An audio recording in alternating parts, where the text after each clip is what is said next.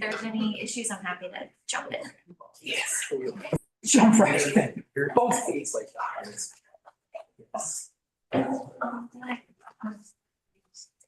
Well, no, I guess his hair works.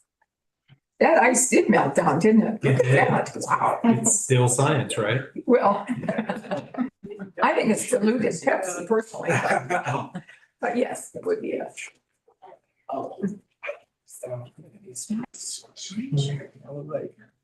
Okay, tap, tap, tap. It's 9 o'clock. I call the meeting to order. Good morning, everyone. Let's stand for the Pledge of Allegiance. Pledge Allegiance to the Of the United States of America, and to the republic for which it stands, one nation, under God, indivisible, with liberty and justice for all. Thank you. Amy? Julie Bear. Here. Candida Hunter. Here. Susan McAlpine. Here. Ashley Pascal. Here. Diane Singer. Here. All 5 members are present. Okay. Ashley? All right, audience of any citizen, this is the time for the public to comment. Members of the board may not discuss items that are not specifically identified on the agenda. Action taken as a result of public comment will be limited to directing staff to study the matter, responding to any criticism, or scheduling the matter for further consideration and decision at a later date. Citizens wishing to comment will be limited to one opportunity to speak, and the president of the board may limit the time for individual presentations and the total time for all presentations. Thank you. Anybody here from Lake Havasu? Good morning, Madam Chair. We don't have anybody here today to address the board. Thank you. Thank you. How about in Kingman? Good morning, Madam Chair. There are no citizens wishing to address the board this morning. Thank you. How about in North Mohave? Madam President, there are no citizens who wish to address the board in Colorado City this morning. Thank you. How about in Bullhead City? Good morning, Madam President. Welcome to the Bullhead City campus. We're honored to be hosting you all today. There are no citizens present at this time to address the board. Okay, thank you very much. We'll move on to the next item, Faculty Council Report, Dr. Kuzma. And this is an opportunity for the current president of the MCC Faculty Council to report on the board on council activities, including the Faculty Council accepting the proposal presented for professional development funds, council discussions regarding hours in the Student Success Center, and council elections results with Faye Cover president. Take it away, Dr. Kuzma. Thank you, members of the board. Once again, it is my privilege to address. Unfortunately, that was pretty much everything I was about. Oh. But yes, we did. We were given a proposal for professional development by HR's team and all, and we appreciate their hard work and have graciously accepted the proposal as presented, obviously pending board approval for the budget and all. We had a discussion just reminding people to make sure that they are doing their Success Center hours, as well as if they had a legitimate reason for an exception, they needed to discuss that with their associate dean. And the election results were done. So next year, Faye Cover will be resuming the role of president. Candace Hofstetter remains as vice president and I'll be returning to the role of secretary. Great. Thank you, Dr. Kuzma, for your service in that role. Appreciate it very much. Any questions, anyone? Okay, item number 6, a staff council report. Kim Hiller, council president. Good morning, Madam President, members of the board, and good morning, Dr. Klippenstein. For staff council, I'd just like to report that our nominations are ongoing. They will end at the end of this month, with elections taking place for staff council next month. Just yesterday, we had a meeting to discuss the mentorship initiative that we're undertaking as part of staff council. We had an excellent discussion. More information will be forthcoming on that. And our next staff council meeting will be Wednesday, June 12th at 10 a.m. Great, thank you. Any questions, anyone? No. Thank you. Yes, great, thank you. Thank you very much. Okay, moving on to number 7, the consent agenda. And as a reminder, items may be removed from the consent agenda at the request of any one member. Items not removed will be adopted by general consent without debate. Removed items may be taken up either immediately after the consent agenda or placed later on the agenda. Is there? I'm sorry. Go ahead. I'd like to ask that the financial report be removed for further discussion, but later in the agenda, because I can't find my note, what I had a question about, Linda, I'm sorry. I made a question, but Okay, so you're asking that we pull the financial report. please. Would you like us to add it to this after the consent agenda or put it? No, later, sometime later today, this Okay. morning. Okay, great. Thank you. Thank you. Madam- I'll second that. And I also had a question I can't find at the moment. So thank you. She can't find her question. Madam President, Yes, I'd like to make a motion to approve the remaining consent agenda items after removing the financial reports. I'll second. okay, great. All those in favor? Aye. Aye. Any opposed? Okay, great. Thank you. I remember my question. The next item is number 8. Madam Chair, if we Yes. may, if there are questions on item C of consent, I think maybe Dr. Barrett might have found or identified the question. Do we want to move to that before moving away from consent agenda?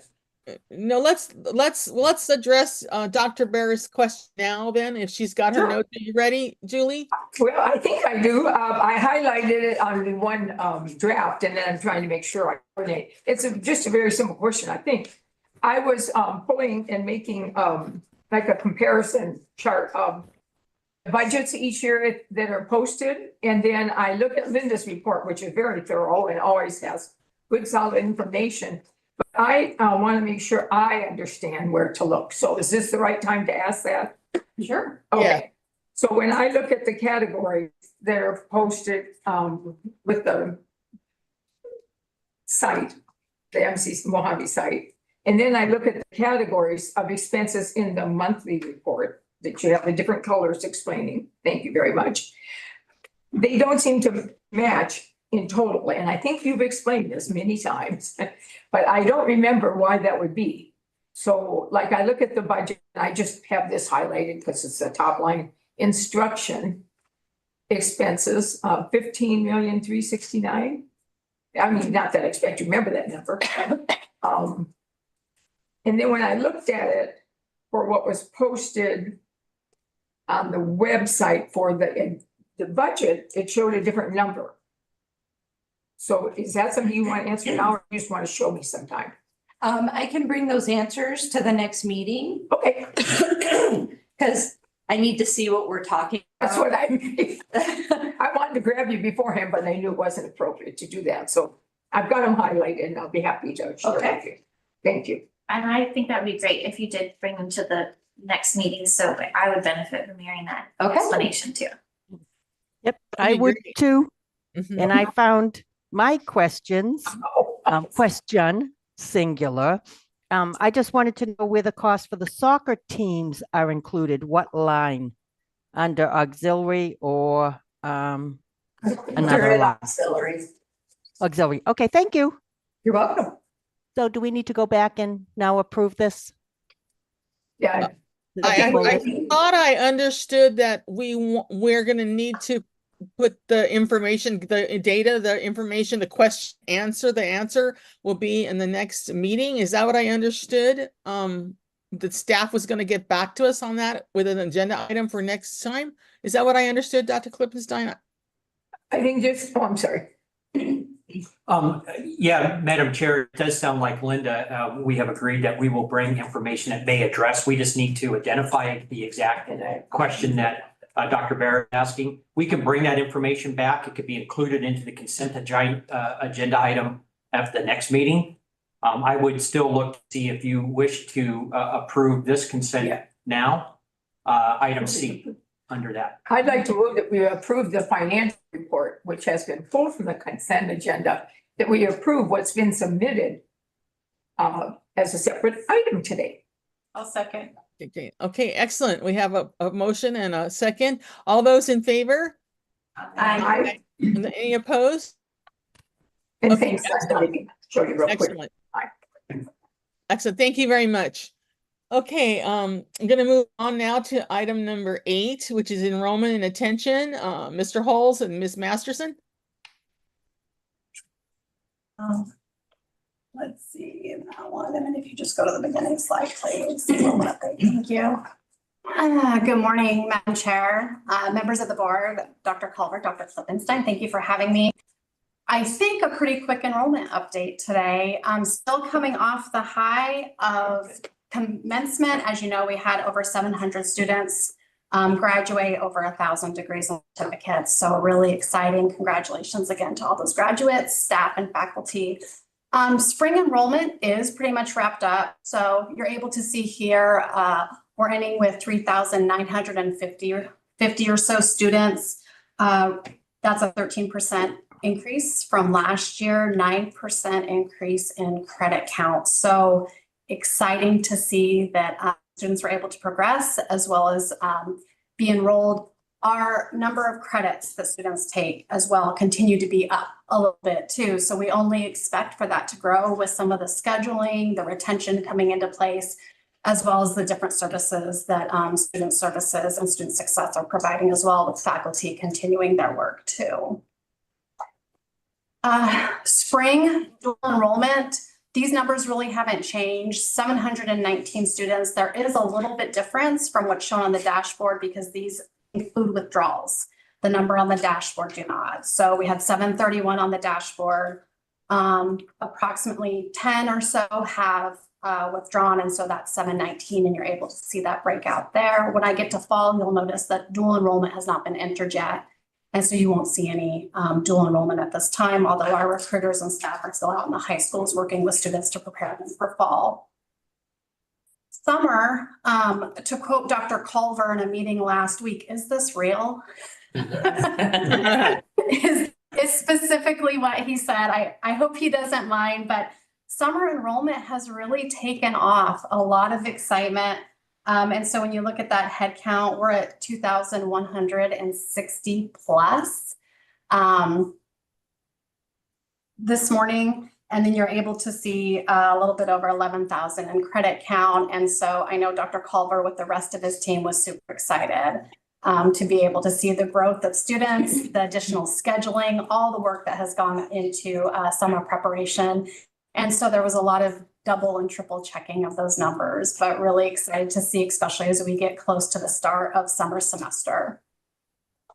And then lastly, fall. We're at about 50% of fall right now with, as you know, considerable time to go.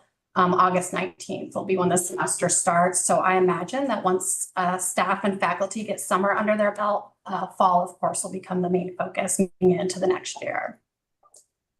Again, really quick enrollment report. Please let me know if you have any questions. Any questions? I have a question. Go ahead. Ashley, was that you? It might have been Susan. me. Okay, there you are. Hi, Susan. Hi, how are you? I just had a quick question. What do you attribute, besides all this hard work, is there anything in specific that you think is leading to this explosion of enrollment? Yeah, so Dr. Culver can certainly comment, and I imagine he will as well, but we had this exact discussion in his EVP group last week. And really, in summary, it's the convergence of all the different efforts going on. That's one of his key words. I believe the discussion really was, it's hard to pinpoint one thing, just one department making a difference or one department doing something differently. You're able to see all of us partnering differently, collaborating differently, troubleshooting differently, really building on some successes as well. Dr. Culver, I don't know if you want to mention anything specifically, but really when we talked about an EVP, we could name numerous things that were really happening that played well with one another to be able to move this forward. I'd say one additional data piece that I asked Shelley and IR for after that meeting, and I keep talking about, is we have approximately, no, exactly 27 additional course sections this summer that we did not have last summer. So the instructional deans, the ADs, the PDs, the deans have really been trying to manage wait lists as well, and they've been very proactive with that. And if a course had enough students on a wait list, they would create another one, or they would split it and try to hire a faculty member for it. So we have 27 additional sections that are pretty healthy in enrollment. So that's one reason. Another reason also that we think is last summer was one of the first times we were really trying to use colleague registration systems. And it was a little bumpy and students were discouraged. And so we think those bumps have been worked out, and it's easy. It's easy to do these things now. So system integration, as Anna mentioned. So that should be a couple of things I wrote at. But if you have more supply, it creates additional enrollment. So 27 additional sections is contributing. It's if you didn't do the math, it's as of this morning, it's about 520 more students than we had last year. That's amazing. I keep going to Shelley every day. So are you sure? I have a question, Dr. Culver. I'm wondering if those TV spots didn't resonate with the community, because they popped a lot one day. I happened to be on watching TV and the ad ran several times. It was a very high quality ad. And I'm wondering if there's any correlation between the ad and the enrollment. So I'm just curious when the run dates of the ad was. I don't remember when that run date was or how often it ran, but I'm wondering if there is a correlation to the enrollment spike. So just throwing that out there. Sorry, hard to pinpoint any one thing. When you have all of the strategies that we have going, this convergence word that they blame me for, when you have all these things going on at the same time, it's difficult to pinpoint any one thing. But I would say, of course, those kinds of ads help. The other thing is finding funding to go to college, to come to MCC should not be a reason, or not having funding should not be a reason. So Anna's team does a great job of trying to help students get financed, and Linda's team does a great job of taking care of students who are on that list for non-payment. And it really just is a team effort from everybody trying to make sure our students can have the best experience they can have. So I'm sure that helps Dr. Singer, but it's hard for me to, James Jarman says yes. That's of course. Well, I just thought they were very high quality ads, and I thought that they spoke to the community in a different way that I'd seen us before. And that's why I was just wondering. I just think the spike is fabulous, and it's congratulations to all of you. Good work, everyone, for all the work you've done. I have a question, Madam President. Yes. Well, two questions because of a comment. But my first question is, remind me the difference between a continuing student and a returning student. What's the gap that puts them into the returning category? A year. A year. So a full year. A full year, they have to, if they have not attended MCC in a full year, they have to submit an admissions application like they did to start with. And that's what throws them into that category of returning versus continuing. So they can take a semester break, so to speak, and still be in the continuing bucket. Okay. Is that something the college defines, or does that relate to reports that we have to submit to others? So both. Okay. In that. So with the data, institutional research is hand in hand, arm in arm when we look at things like this. And so we define it like that, returning and continuing right now. I don't think Dr. Culver minds me sharing. It's something that's continually discussed. It's a national kind of definition. Okay. Right. The time out, Mhm. some schools might say 2 years Right. or whatever, but typically a year out makes them returning. And the reason we do that is because, as Anna has said once before, when a student is returning, they divorce us once And it's easy for them to divorce us again. It's That's fine. easier. So we have to put them in, and Jack's team is starting to work on a returning student strategy to re-onboard them differently because they stopped out once and now they're back. And so a re-onboarding strategy needs to take place. So Jack's team's working on that. Great, that's good to hear. Yeah. And then as I was looking through these and trying to find some kind of trend, they're really, that all of the numbers have just increased from last summer. I mean, a little, like the distance education numbers doubled. That is different than the increases in the other The areas. summer schedule is heavy with online courses. Okay, that makes sense. Yeah. And then, but because of the comment about the colleague system interfering a little bit last year, and I'm not asking for any additional research, but if you know off the top of your head, if we look back 2 years, two summers ago, how does this year relate? We did. We looked back 5 years. Okay, and we're high. This is the highest number of any last 5. Right. Wonderful. Yeah. Somebody asked that same question. Okay. Yeah, agreed too. From the summer perspective, you're absolutely right. The majority of categories have really increased. One thing I will mention, which is a good negative, and that is the non-degree seeking students, when you look at summer specifically. So that's really advising, doing their job, ensuring that students are in a degree program and have a track rather than being more of that unknown. I'm just going to try a few things and see how it goes. And we know that that is purposeful. So for them to hopefully stay on a track and complete versus kind of meddling around a little bit and seeing what fits. And so that number is exciting to see go down. I just want to reiterate, it's higher than pre-COVID. Okay. Yeah. Okay. Thank you. All right. That's why we were looking at the 5-year to see how it compared to summer at 20. You may remember we saw a spike during the first days of the pandemic, and we were wondering how that was going to impact fall. Well, went the opposite direction in that fall. We would drop to 16%.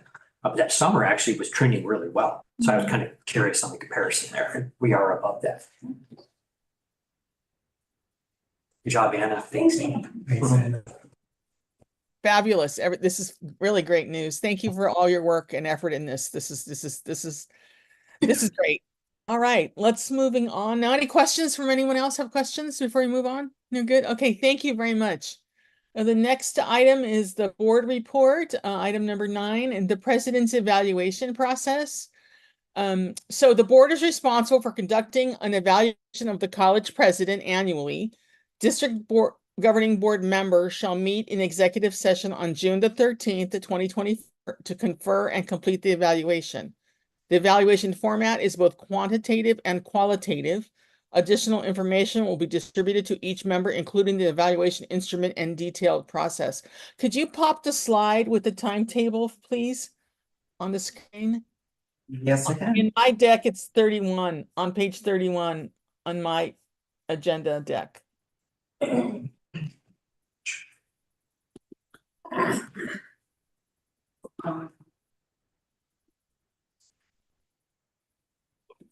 I got it. You can see, great, thank you.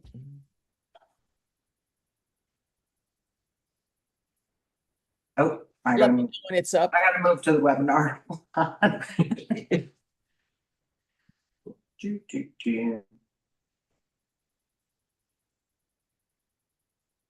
There we go. Thank you very much. So what you're seeing on the screen is the timeline for the president's evaluation. You can see it starts on Thursday, May 30th, and it continues through to Thursday, June 27th. And so it's a month-long process, and those are the dates that are we put together as a timeline. I just wanted to share this with everyone. Any questions about this? I have a question. Yes.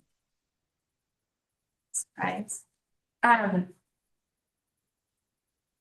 The second row, the second step, individual board members complete the instrument, and then June 7th,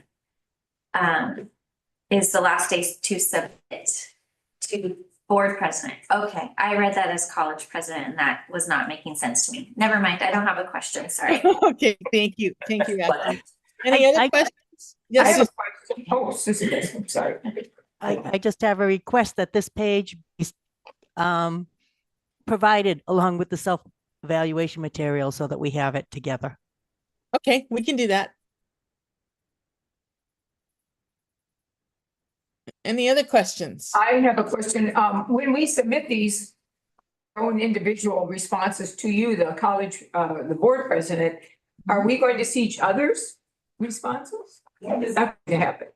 Well, the idea is that after I get yours, and I'm gonna collate them all and correlate those documents all together into one big document, and then to prepare us for this executive session with the college president. And then that meeting takes place on June the 13th. So Right. not necessarily, is that something, and I don't recall last year if we did that before. Can anyone comment to me about how that should look or has looked in the past? Chair, Yes. what I'm recalling is we actually met in executive session, discussed everyone's feedback, and then the board chair and the secretary took it and compiled that information. So I do like this process better where we're submitting the information to the board president, and then you're coming back with a I guess a more near final evaluation. So it seems like this seems more timely. Well, that was the idea, is to provide you with like a complete correlated document as opposed to seeing everyone's individual comments, just what is the sum of the comments. That was the goal. I would like to state that I think being together as a group with Stacy, of course, and sharing our thoughts and our reflections together so that we get a whole picture from each other is helpful to me. And I appreciate the timeline because it is, I remember last year and the previous years, pulling that paperwork together, especially when people are vacationing and things, is a challenge. But nevertheless, I certainly trust your writing skills, and I don't want to see the final document, but I would like to see what everyone has submitted to you, be it, just copies of the paper or whatever. And certainly it would remain in executive session and the documents would be left there. I wouldn't think of taking them home or anything. So we have an executive session planned with all of us to meet with Dr. Stein on June the 13th. Are you saying you want a read-ahead document of what the findings are? Is that what you're asking for, Julie? I don't care if it's a read-ahead or not, but I think that on or before June 13th, I would like to have the opportunity to see or hear, if people would rather read them. We've spoken them in the past, and the general guideline was, if you want this to be considered by the chair and the secretary in the final document, if you want your comment, Mary Kay or whatever your name is, to be considered, they have to speak it in person. Or you could write it, I guess, in person, which is what you're asking for, but I don't think it's a good process for the college president or for each of the other 4 trustees to not have a whole picture of what people are thinking. Again, not his final evaluation, that's your responsibility and Ashley's, but the information that went into it. Okay, so let me ask the rest of the board, Ashley, Candida, Susan, do you want to see a report, have a read-ahead document to the June 13th meeting where you have those findings before the meeting, or are you good waiting until that meeting to read and discuss? This is Susan. Yes, Susan. I think it really is important for us as a board to be able to sit down and communicate and talk about all of the positives and any of the improvements that may need to be made as a group for the benefit of the president, but also for the benefit of board cohesiveness and communication. So I kind of follow with Julie's train of thought there. Thank you. Okay, thank you. How about you, Candida or Ashley? What are you thinking? What you're thinking? I'm fine with that. I think, because it is in here June 13th that we're having an executive session, so it was just my understanding and based off of our process last year that that's when we'll discuss our individual thoughts about, you know, what we selected in our evaluation. So I don't need a document to read beforehand. I'm fine with the discussion that day. Thank you, Candida. How about you, Ashley? I might be coming in, middle of the road or being Goldilocks or something here. I think this is an improvement to the process and I appreciate, you, Madam President, taking the comments ahead of time and, putting them together in a summary document. I think that will make more of an efficient process be able to happen.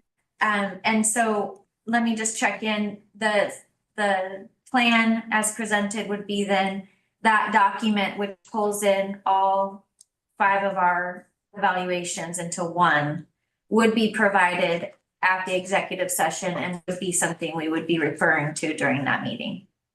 Okay, great. Is that your idea? Yeah, that was my idea exactly. Thank you for everybody's feedback. I'd like to stick to the plan as it is, and that we'll look at June 13th of getting that document and having a chance to review it and discuss it with Dr. Klippenstein at that time. I'd like to stick to the plan that we have on the board with no additional meeting. I want to make sure it's clear. I don't disagree with this timeline at all, nor have I taken exception with it. I just don't want a streamlined evaluation presented to my personal preferences. I don't want a streamlined compilation and condensation of individual comments presented to us as a group to consider. Well, I think the idea here is that we're going to collate and correlate all the findings, but the comments would be something that we would include in it generally. Okay. Have to be included. Think of a course evaluation like we do with college students, right? You have the data, and then at the end you have all the comments, and so the comments are very valuable, and so we would include that at the end. That how I'm looking at it. At the end, you'd be able to see those for sure. That makes perfect sense. Thank you so much for clarifying. I appreciate it. Okay, great. Any other questions or comments about that? Okay, so that was my item. Let me go back to my agenda. Hold on a second. I think that was informational only. We weren't looking for a motion on that. That was just information. Okay, so next up is the item B, which is the AACCT and ACCT update. Susan? First of all, it was a very interesting, informative meeting down in Phoenix. A little bit frightening when we heard about artificial intelligence. Kristen Borlini, who is our legislative representative lobbyist, gave us an update on legislative action and budget, and I'm sure Stacy will go over some of that in a little while. Picked up some really good thoughts and hints from other trustees of other colleges that might be appropriate for the board as we go along. As I said, the AI presentation was frightening, and some of the things that can happen if you're not fully aware of what's going on with AI was scary. Apparently, a CEO or CFO of a company was told to distribute several $1 million by way of AI that turned out to be a fraudulent instruction. So the company lost several $1 million. How it happened is beyond my head. The other thing that was kind of mind-boggling is the presenter told us that we needed to treat our artificial intelligence as if it was a human. So that led to some self-reflection on my part And I have discovered that I am an abusive AI owner. I'm always telling my AI in my car with an R how stupid it is when I ask it to make a phone call, and it tells me it can only mute a phone call. So I have to work on that over the next year or so. Obviously, I'm destroying its self-confidence, and I will try to teach and learn to deal with it as if it was more human than it is. So that's basically it, unless Ashley or Julie, who is also there, have something else to say.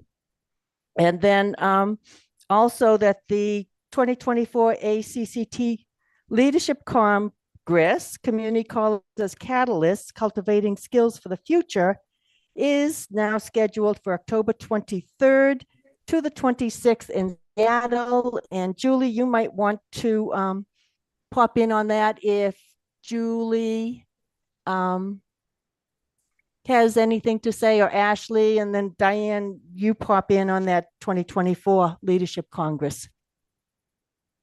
That's it from me.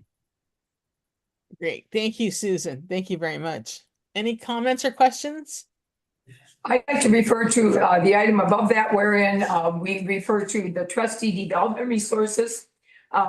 Ms. Curley has designed or added to the, I always want to say the webpage, whatever we're calling it, mohave.edu, the trustee resources, and there's lots of good stuff on there.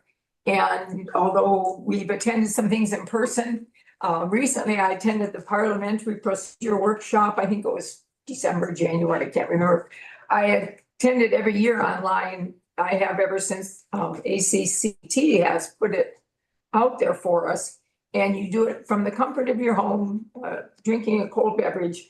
And it's a wonderful presentation. The parliamentarian, who is evidently well known throughout the country, does a great job, and she has a great slideshow.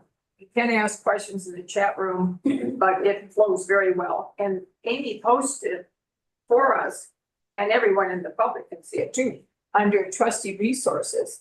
And I don't know if anyone else attended that workshop, but you may look at that because it's updated annually. And then I also recently attended the ACCT Connect workshop that they put out a stream of, and they're going to start a whole series of those. And it was our goals and responsibilities understood and supported. And the speaker was wonderful, very easy to understand what he was driving us towards. And it was, again, something you can do for the comfort of your home. So I would encourage everyone, all trustees or anyone that's interested, to go to the trustee resource page because it's filled with wonderful things for us. And thank you, Amy, for doing that. Thank you, Julie, for that reminder about that site. And thank you for your participation in that. Any questions or comments about any of these things? No? Okay, okay, we'll move on now to item B. Did you want to, do you have a comment that you're going to make about the? Well, I wasn't going to do it just yet, but I guess I will. It's a preview. We are putting together a proposal to do a presentation at the conference in October on what makes a good trustee. That's one of the tracks. And so we developed our proposal and we're submitting it yet. We don't know if they'll accept it yet. We're hopeful that they will. And so we're excited about sharing the magic that is Mohave Community College Trustee Board, because we're pretty good about what we do and we get along well. And there's a lot of collegiality and professionalism on this trustee board. And I think it's worth celebrating, but it's also worth sharing some of the things that we do and some of the things that make a good board. So that is the topic of presentation. Is that what you meant, Susan? Yes, ma'am. Wanted you to take credit for that. Thank you. Thank you. Thank you. Okay. Any questions about these three items? Anyone? Okay. Item number B. Maybe that should be okay. So annually, in June, the Mohave County Community College District Board of Governors approves a regular meeting calendar for the upcoming year. At the April 18th, 2024 Self-Governing Board Self-Evaluation Workshop, various efficiency and board operations were considered. including moving to a single agenda review meeting instead of individual meetings with the college president. So on the screen, you will see the proposed calendar of meeting dates and agenda review dates. And just as a note, the agenda review is something that's just for the trustees and the president of the college, and the actual regular meeting is a publicly held open meeting. Any comments or questions about the calendar? I would like to suggest before we go for adoption, that recently it was pointed out to us by Amy, that we could zoom in on the Maricopa agenda review meeting, so we would have a understanding of how it was conducted, and it was wonderful. I wasn't able to get into the one that was going on at the same time because I didn't have the right app. But I went ahead at Amy's suggestion and looked at the April meeting, and the video of that is posted online right after each agenda review meeting. That is a public meeting that anyone can log into. It's not just for the board and the president. It's people from all over can log into that meeting and can view the entire video. But one thing that I noticed at the Maricopa thing that I hope we can carry forward also, the board chair conducts the agenda review, did a wonderful job, and Ms. Smith has a lot of experience. And as she spoke over and over, she made the point several times, no less than 5, that any single board member can request further info at an agenda review. And the board chair will direct the chancellor or his or her designee to get the info and share with every board member. So she clarified that 5 different times in the April agenda review. I don't know about the May.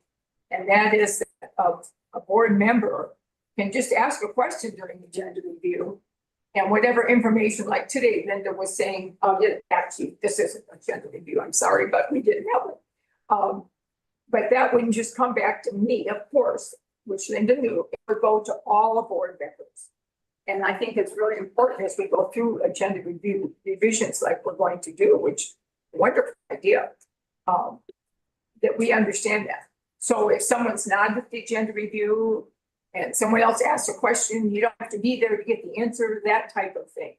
And I'd like to make sure that we emphasize that. Thank you. Any other comments or questions? Did anybody else listen to any of the?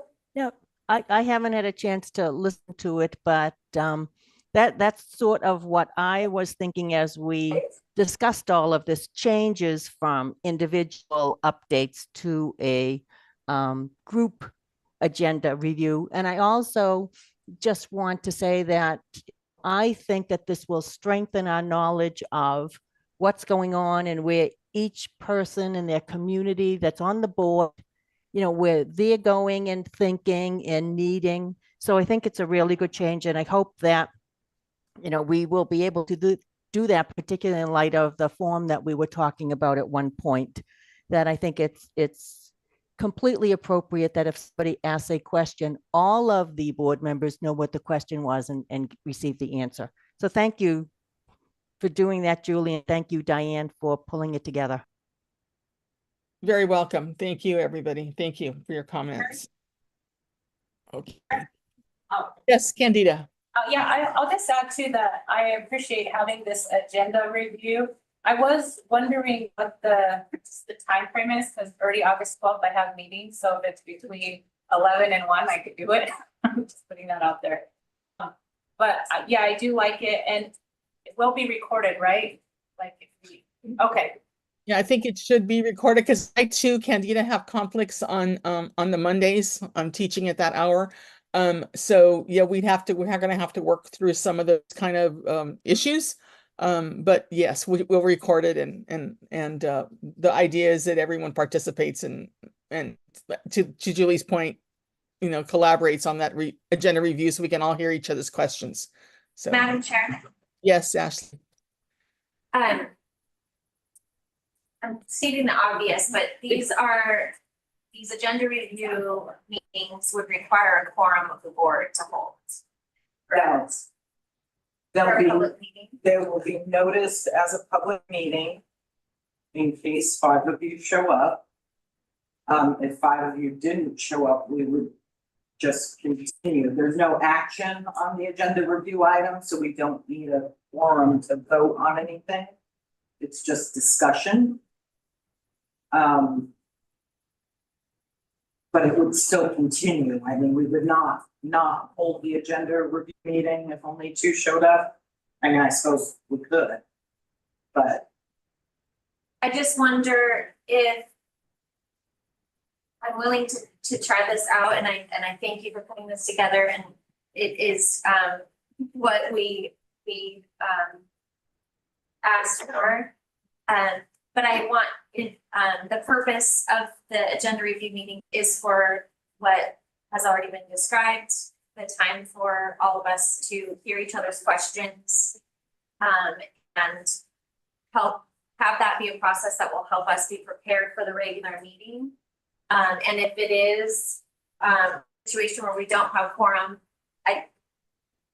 I personally would just feel more reserved in comments and would not want to border on discussion that might influence voting at the regular meeting. So I don't know, felt the need to say that. I think it's something that we should probably commit to or not commit to. Let me ask an administrative question. Can the meeting, for Candida or anyone else that has a conflict on the agenda review days and those times, would moving it later after the traditional work day be more convenient for everyone? And that's a general question. I don't know, Dr. Klippenstein, can you address that?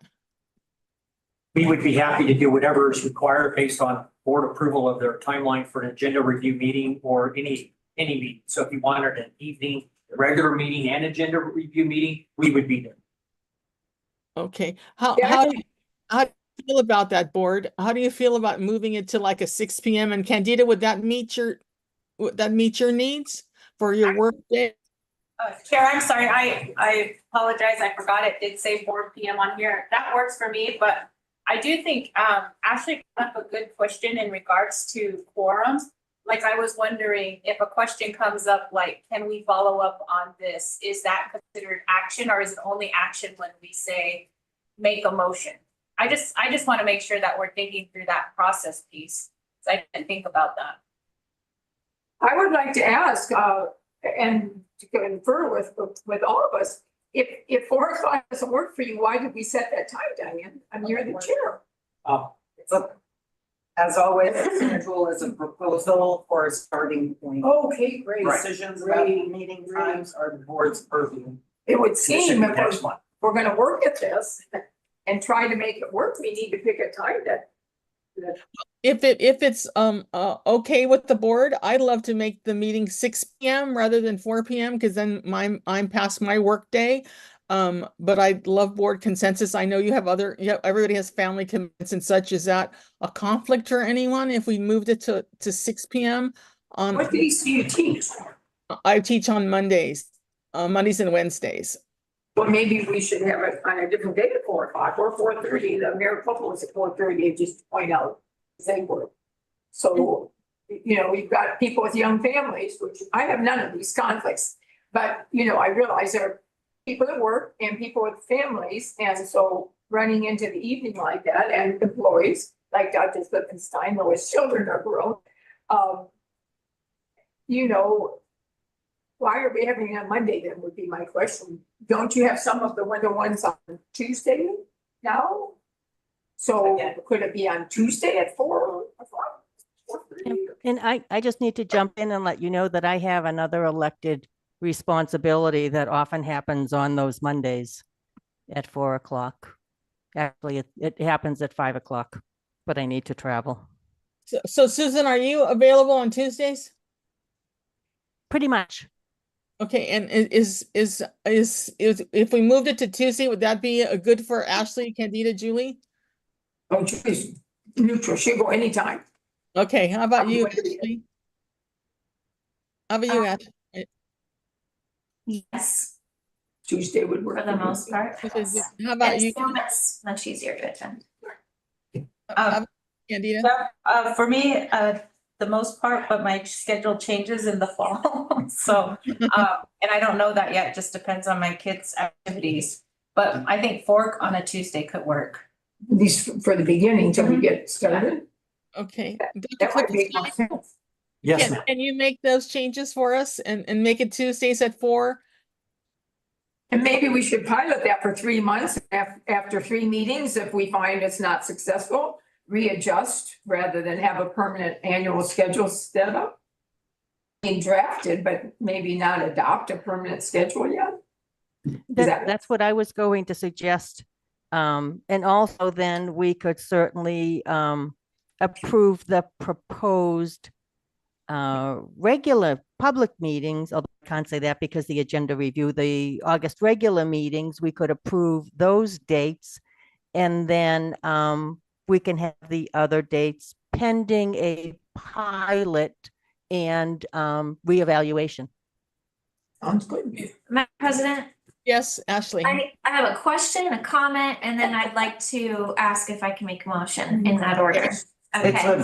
We can't make a motion. Oh, is this in the, This will be in June. okay, so Yeah, just a first question reading. and a comment Okay.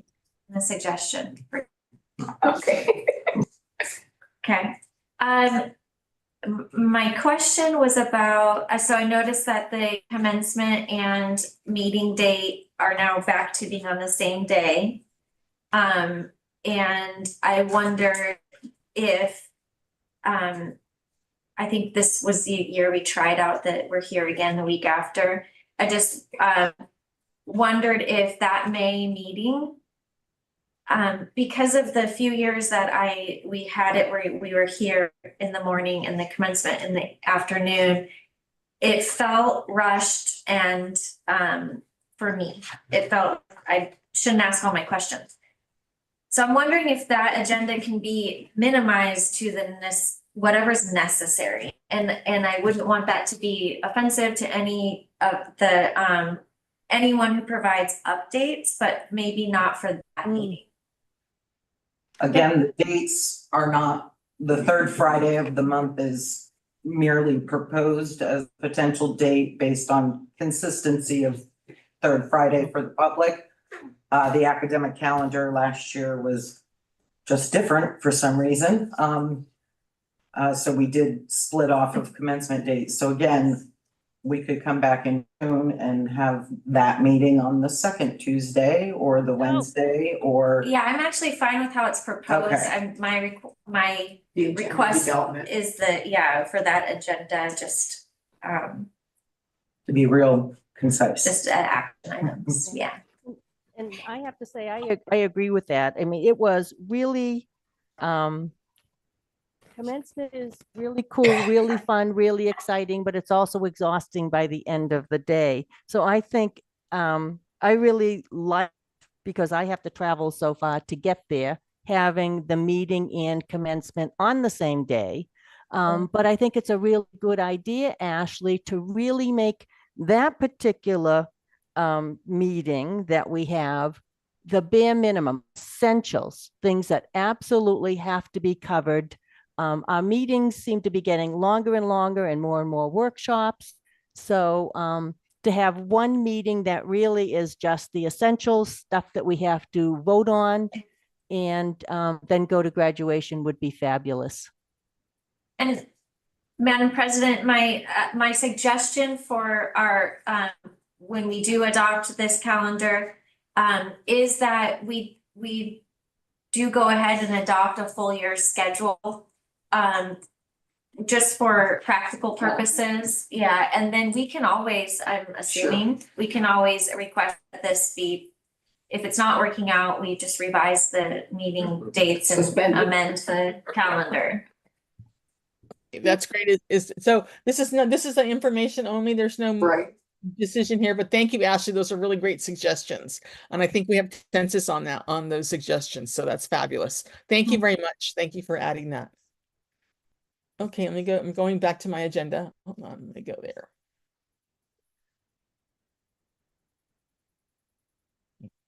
Hold on a second. I'm using my multiple screens here and I'm looking at the wrong attachments. Okay, so we did that one. Okay, the next item is item C, the policy review update, Jennifer Dixon and Jennifer Picard. Thank you, Madam Chair, members of the board, President Klippenstein. I'm pleased to provide an update on the review process for several policies and procedures. I'm going to start with the procurement one and let Jennifer jump in and do the rest. So the procurement policy has been reviewed by Kristen Mackin. She's an attorney that we use for our business functions almost exclusively. And she's been able to review both the policy and the procurement manual. She's proposed no changes to the policy and procedure. The changes proposed for the policy for the procurement manual are not substantial changes. There are no changes that would change the way that we do business. But there are some clarifying statements and some cleanup, making that manual more user-friendly and easier to navigate. Additionally, there will be a substantial change to the format or how it looks and how you search through it. Those format changes have been completed this week, and that policy or that there's too many P words today. That procurement manual will be going through the document approval process, which usually is policy and procedure committee for review, and then it will move forward out of the committee to the committee structure. So can I ask questions about that part? Answer questions about that part? Will we be seeing the new manual and the old one so we can see? Oh, absolutely, absolutely. That'd be helpful. Thank you. Okay, Jennifer. The other Jennifer. Yes. So the policies that are referenced in the agenda I have been working with Tosca Henry, who is our trust provided attorney who handles employment matters. And so she has reviewed the policies and procedures as they are currently written. There also are no proposed changes to the policies. There will be some verbiage changes to some of the procedures, clarifying, making things more streamlined. And we will bring those changes forward through the college's normal committee structure as well, through policies and procedures, so that those changes get vetted and through our process before the language is changed in the procedure portion. And what about the policy 1.010.010? That was in the motion in January, but and it was adopted by all 5 of us. But I don't see it in this list of. There's 3 listed, and we had asked for review of that also. We need the change. We need to have 6.020 go through before we align it with 1.020, and since that's a board bylaw, Okay. our office is working on that. Yeah, to bring to you, once we see where we're at with the 6.020 and any other policy changes or procedural changes, no policy changes recommended yet, procedural changes, and then we can come forward if there is something with the 1.020 and so forth, then we would bring that forward for review. Sorry, 1.010 will be enhanced once we get 6.020. Is that the right numbers? Okay, thank you. Potentially enhanced. Depends on what actually is done through P&P. And you mentioned Miss Henry. I thought she'd retired.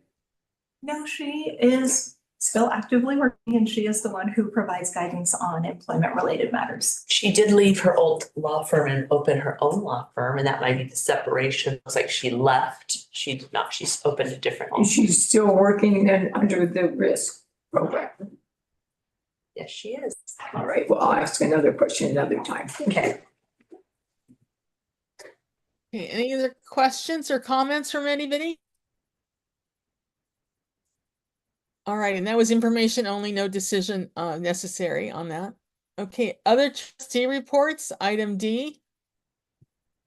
Anyone have something they'd like to report on? Susan's hand's up.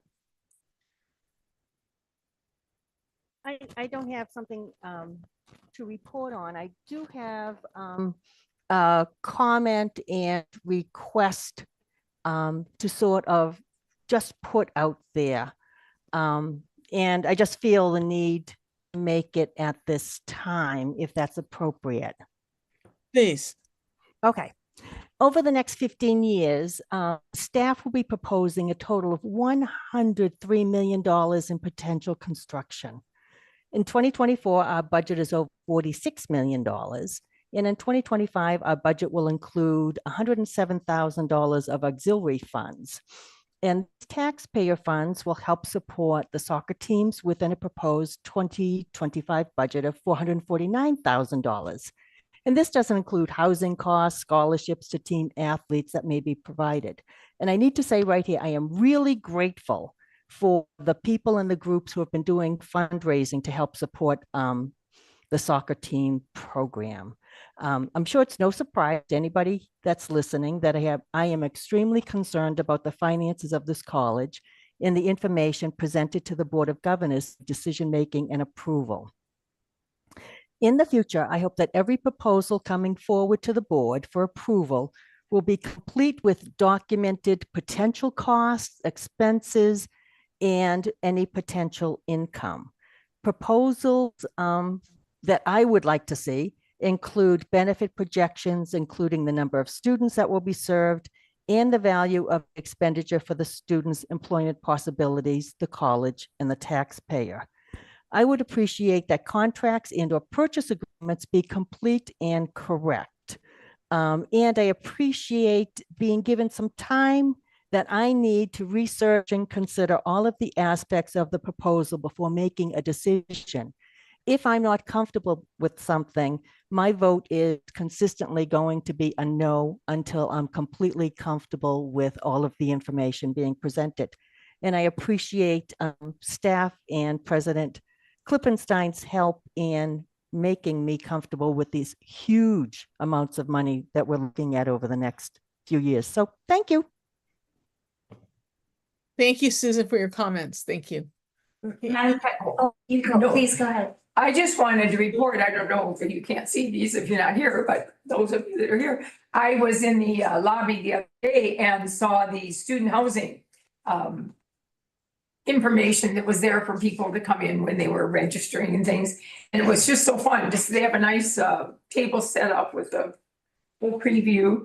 And I, of course, took a copy of each of the two documents and took it home and enjoyed reading, because I lived in a dormitory when I went off to Michigan State for a year.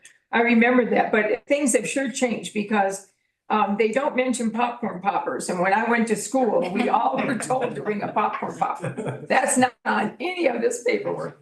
So I hope that Tremaine looks and figures out where that fits in, but that's something to think about. But anyway, this was very helpful information. I brought it to my bridge group Wednesday, and I'm bringing it to my senior bridge group on Friday so that they can see what is being built here at the end of the road and also understand, you know, the whole process and how excited we are about Mohave Village Apartments. And so thank you to whoever did this, probably Sharon, I guess, or someone, but thank you. Well, thank you, Julie. And you are reminding me about my popcorn popper that I had in 1964. Okay, so thank you. Yes, it was an essential college appliance. Okay, any other questions and comments from anyone on the board? Madam President, I wanted to make a comment. Yes, Ashley. And so at the beginning of May, and full disclosure that I work for First Things First, and First Things First hosted a series of roundtables in communities throughout Mohave County on May 1st and May 2nd. We were in Lake Havasu, Kingman, and Bullhead. And the point of these roundtables was to discuss the need for to address the childcare needs in our communities, because we're facing a huge crisis with that and it's affecting our workforce. And there were representatives from the college that participated in all three of those sessions, and the perspective and innovation and just input and participation from Mohave Community College was so helpful and incredible, and just a real highlight for me of how community involved MCC is. And I just really appreciate that. Wonderful. Thank you, Ashley. Susan's hands up. I'm sorry, I'm back again. Following that with Ashley, I was speaking to a member of the Wallapai tribe the other day, and they are extremely excited about the development of the Advanced Manufacturing Training Center, and the welding program in particular is what he was talking about. So along with the board members who are sitting back actively hoping, that things will go well for this center, so isn't the Wallapai tribe. So thank you. Great input. Thank you, Susan, for sharing. Anyone else? Okay, great. Let's move on to the president's report, item 10, Dr. Klippenstein. Yeah, thank you, Madam Chair, members of the board, for President's report. First, before we jump into the Bighorn Blast by James Jarman and the OCC crew, we do have somebody on the call today, Miss Jolene Pruitt.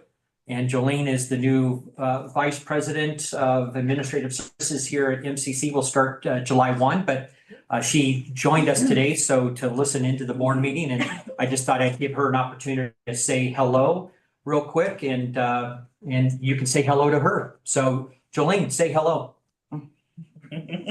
Hello, good morning. I too am very impressed by everything that Mohave Community College is doing in the community. And I'm really excited to be part of the team. Thank you. Thank you. And I can't wait to be there with you in person. Recently, you had a chance to see our news release of Jolene and be able to see a little bit about her background and where she comes from.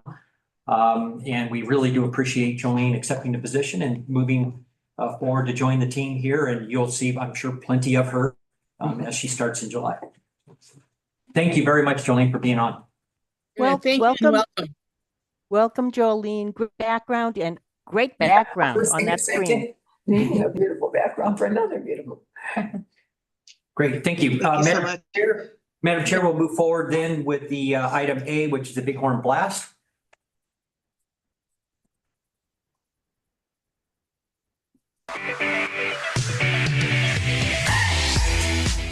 You have challenged yourself and found success. Continue to challenge yourself and find ways to give back to your community. And as always, remember, you are a Bighorn. A terrific time at MCC's 53rd commencement ceremony for hundreds of students and their families, celebrating a significant milestone in their lives. This year, the college is awarding more than 1,000 degrees and certificates to more than 700 graduates. That's in addition to dozens of GED graduates and also dozens of local high school students earning college degrees before they even celebrate their high school graduation. A big highlight during the ceremony was Kevin Gouthan being awarded the $10,000 Kathy Hodel Most Outstanding Student Award. And students chose MCC Lab Technician Angel Soto for the Ellen Lacari Service to Students Award, which goes to an employee who goes above and beyond to help students. Thank you for the last 2 years. Congratulations, class of 2024. Celebrate endings, for they precede new beginnings. That was student speaker Martha Aguilar, who plans to attend ASU this fall. And guest speaker Amelia Flores, chairwoman of the Colorado Indian Tribes, gave an uplifting message as she congratulated the graduates. Matavil, Jahai, your mom, Etka, Gorinyam. Thank you and God bless you all. Prior to commencement, the Health and Public Services Division held pinning ceremonies for their graduates. The phlebotomy and medical assistant programs held their ceremony at the Bullhead City campus to celebrate students completing those programs. Family, friends, and MCC employees also honored dental students who are now heading into the industry as dental hygienists and dental assistants. The nursing programs held a large ceremony with the nursing assistant, practical nursing, and registered nursing graduates. The ceremony at the field house was the night before commencement. For information on all the Health and Public Services Division programs, just head to mohave.edu, and in the middle of the homepage, click Health and Public Services. Then you can scroll through and click the programs that interest you. The annual student recognition ceremonies were again fun and emotional as college employees honored students who stood out for their outstanding dedication to their studies and service to their community. This year, students who received the Student Leader of the Year award included Kevin Gouthan, Lisa Wolf, and Gage Tedford. Be sure to check out more pictures of the winners and the ceremonies at the college online newsroom, mohave.edu/newsroom. The recruitment team's been busy celebrating the newest students who'll be attending MCC. Signing day events for high school seniors happened across the college district. The students plan to continue their educational path in the college this summer or fall semester, taking advantage of high-quality programs and affordable tuition that yield a 6-to-1 return on their investment at MCC. The Lake Havasu City campus hosted this year's high school Mathlympics competition. In the best overall category, Lake Havasu High School won first place, River Valley placed second, and Needles took home third. MCC's Student Computer Club, MC4, held its annual Technology Recycling Drive with the City of Kingman Public Works Department. It gives members of the community an opportunity to safely get rid of old and unused technology. They collected nearly 10,000 pounds of recyclable technology.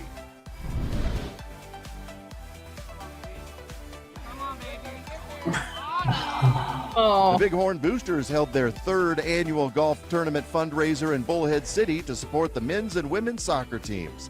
The event gets bigger and better every year, and this year, for the first time, one of MCC's teams, led by Dr. Klippenstein, made a top 3 finish. The next Bighorn golf fundraiser is in Kingman on June 1st. Just head to bighornscramble.com for more information. And be sure to catch the latest Bighorn Blast podcast for updates from Dr. Klippenstein and the coaches on the soccer programs and other college activities. Just head to the college website, click the About tab, then click Newsroom. Once you're there, click the Bighorn Blast podcast button to access the playlist. And remember, you can always keep up with what's happening at the college by visiting the website and the social media pages, which continuously post news and events. And if you have a story idea, be sure to send it to mcc@mohave.edu. Thank you very much, OCC, Bighorn Blast. A lot of good information. Just a couple comments on the commencement. Again, a great commencement. A lot of students awarding over 1,000 certificates and degrees this year, over 779 students receiving a certificate or degree. So we're really proud of all of that hard work that was done behind the scenes. And publicly, this is my opportunity to say thank you to everybody who worked with commencement, because it's not just a one-day thing. We set up and we have it and we're done. It's months and months and months of people getting together in numerous times to make sure we have a good event planned for our students. Same thing with all the pennings too. There was a lot of pennings and celebrations, student recognition celebrations, our deans and student community engagement. Everybody else was outstanding. So it was a great month of April and May with all of those celebrations. And I appreciate that the Bighorn Blast was able to capture some of those items. And so I will stop there. I see Trustee McAlpine has her hand up. Yes, thank you. Thank you. Susan?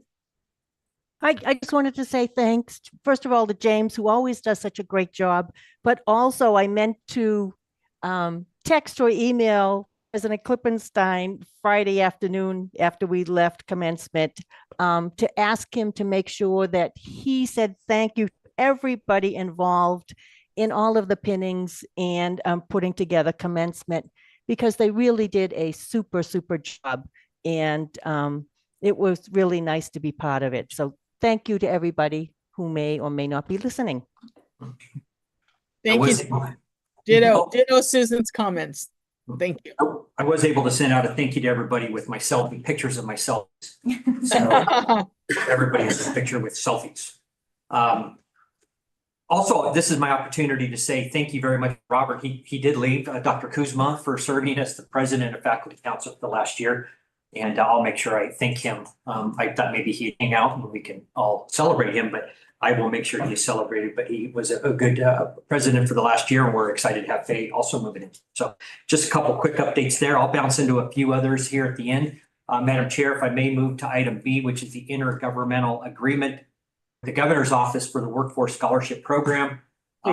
This is an IGA. I would seek that we enter into the intergovernmental agreement with the governor's office to administer the Arizona Community College Workforce Scholarship Program for Mohave Community College. Madam Chair. Great, thank you. Madam Chair, I'd like motion. Okay, I move that we enter into an intergovernmental agreement with the governor's office to administer the Arizona Community College Workforce Scholarship Program. Second. Second, we have a motion and a second. All those in favor? Aye. Any opposed? No, I'm in favor. If the hand goes up, it's not me. I'm in favor. Okay, great. All right, great. Thank you very much. Thank you. Thank you all for that. We'll make sure we get it signed and sent on to the governor's office. And I know they're excited. I do appreciate both Tim and Jenny were on a call the other day with all of the community colleges to make sure we understand how to administer it, what reporting requirements are there, but we're ready to go on our end. So thank you all. As far as other items, Madam Chair, with AZ Community College state level reports, as you all may know from reading state or listening to state news, they're still in the midst of budget negotiations with the governor, so the legislature and the governor. We did hear the other day that potentially they will be off until early June before any other budget negotiations begin again. So we are looking at the potential of the end of June. It could be even June 30th that we would have a budget approved by the legislature and the governor signed. But they're in the midst of those negotiations. Also wanted to let you know that David Borofsky has been selected and hired and his contract approved by the AC4 team as our new permanent executive director of the AC4 and ACCT. And so his current contract stays through June of this year, and the permanent ED contract will be for all of next year. We are also will be going out as an AC4 group with lobbyist RFP. So it's been about 9 years or something like that, from what I understand, that was actually done where a lobbyist was selected for the AC4 group. And we are going back out this year to select a new lobbyist, or if Pivotal wishes to apply, they can. So we are in the midst of that. Also, we are still following up on House Bill 2639, which is the dental assisting bill. That has been completely slowed almost to a stop.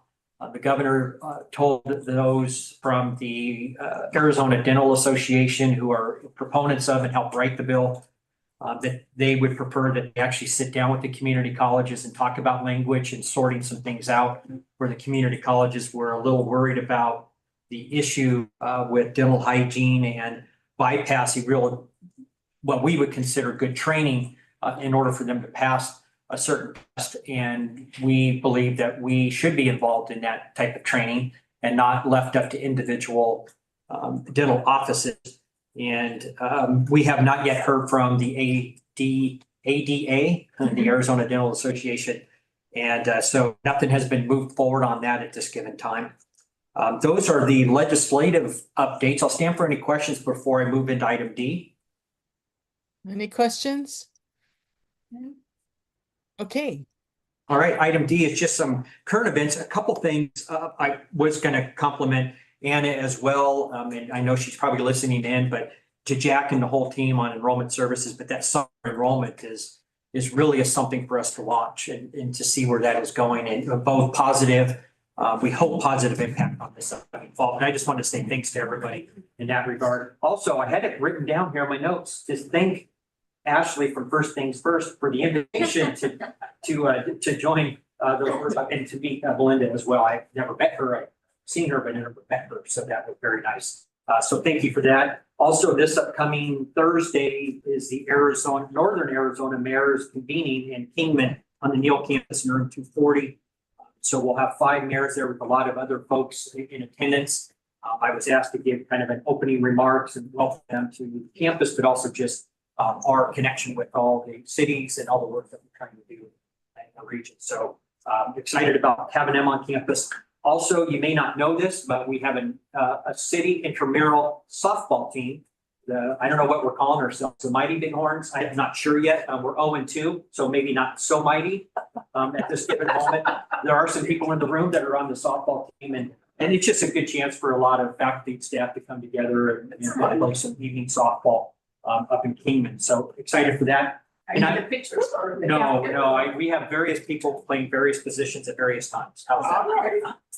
That's a good way to put it. So, also just wanted to comment, I know Susan made a mention of this earlier about our work with the Hualapai tribe, our 5 Hualapai Business Incubator and our welding program. We actually just signed a service agreement where we will have 6 individuals going through a 16-session customized, non-credit kind of welding training up there at the Hualapai tribe with our welding lab, mobile welding lab. And so we're excited for that. That kind of comes from that work that we've done with the incubation center through Manning. So we're excited to see that movement up in that area. So Madam Chair, those are the updates I had at this given time. Stand for any other questions or move forward with item 11. Okay, thank you. I'm wondering if my colleagues need a break? Anybody need a health break? Yeah. Okay, let's give it 10 minutes. Okay. We'll be back here at 10:30 straight up. Thank you.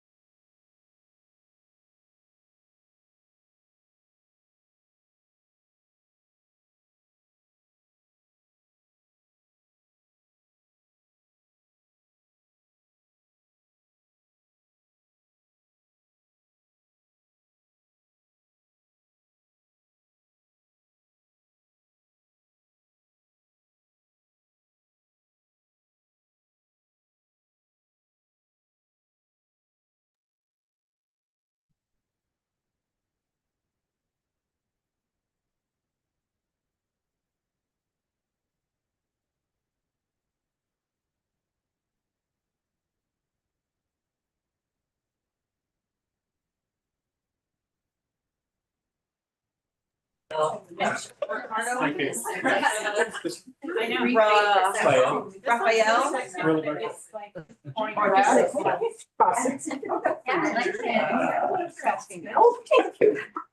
knew it would. There's a line. Is this kind of information? Yourself available, so you better be there. All right. Unexperienced. People just read. Okay, we're back. It's 10:30. We're back. Next item up is Dr. Culver. Item number 11, instruction and student success. Yes, Madam President, board members, and Dr. Klippenstein, we have two items for you today. One is seeking your approval to renew a contract with Modern Campus. The second one is timely, in that some of you heard information about AI at a recent meeting you went to. So we thought we would inform you on how we are approaching AI at MCC. And before we have Danette talk about Modern Campus, I attended a survey explanation of all the many chief academic officers in the country yesterday, where AI was the chief concern among chief academic officers. So this is a very timely conversation. But we'll start with Danette and the Modern Campus renewal, and then we'll move to Abigail and Josh, I think. Or Josh is like. Josh is here for support. Changes from the draft include. I thought he was talking, sorry. Good morning. Modern Campus is the software company that is produced Acalog, our catalog production company. So Acalog is where we develop and publish our current catalog. We are asking to renew that contract, but on top of that, we would like to use Modern Campus's curriculum software, which manages curriculum creation, review, and approval processes. So it's a document management system. It also, more importantly, allows for extensive collaboration between faculty members and faculty and staff to develop curriculum and align it across programs, entirely across the college. Currently, we don't have a system like this. So anything that happens is by email or by a state system that is very, very limited and not open to all faculty.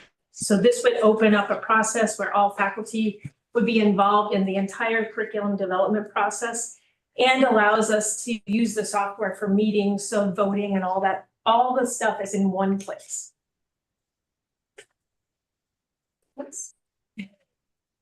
All right, thank you very much. Do we have questions for staff or a motion?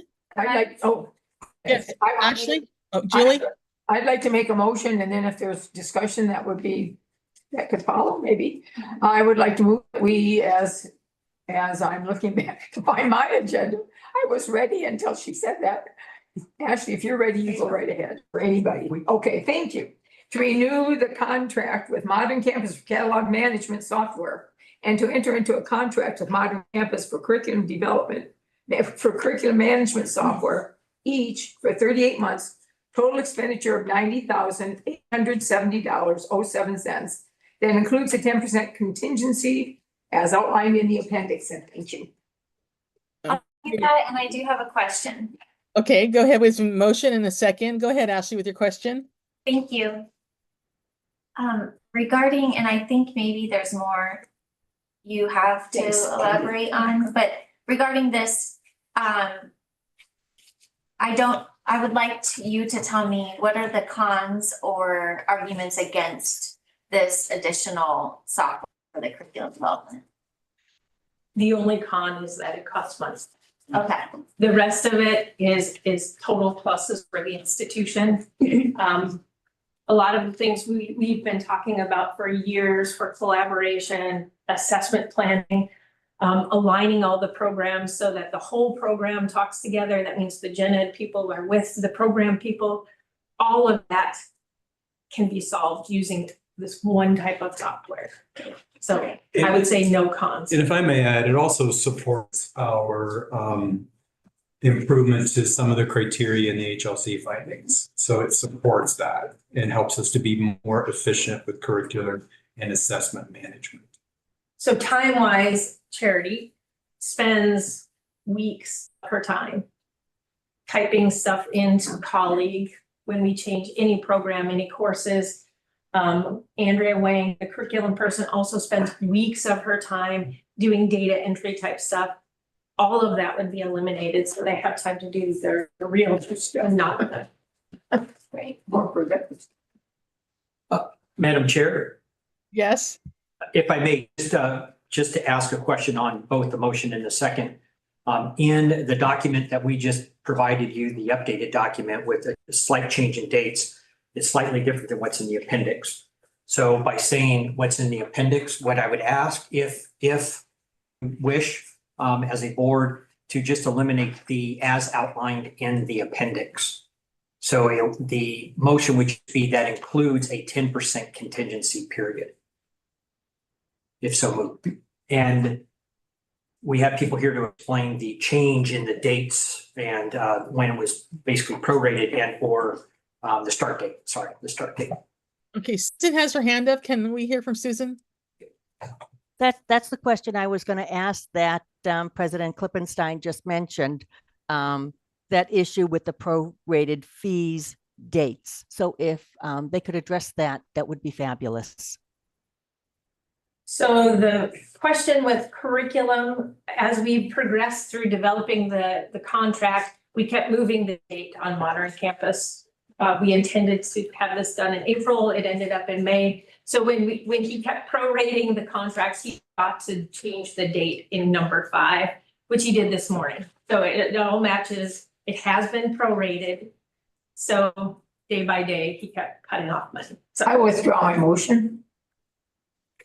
So Did you second my motion? And I'll just make it again without adding that. Oh, I still have a, Yeah. Okay. I have a question that. Susan?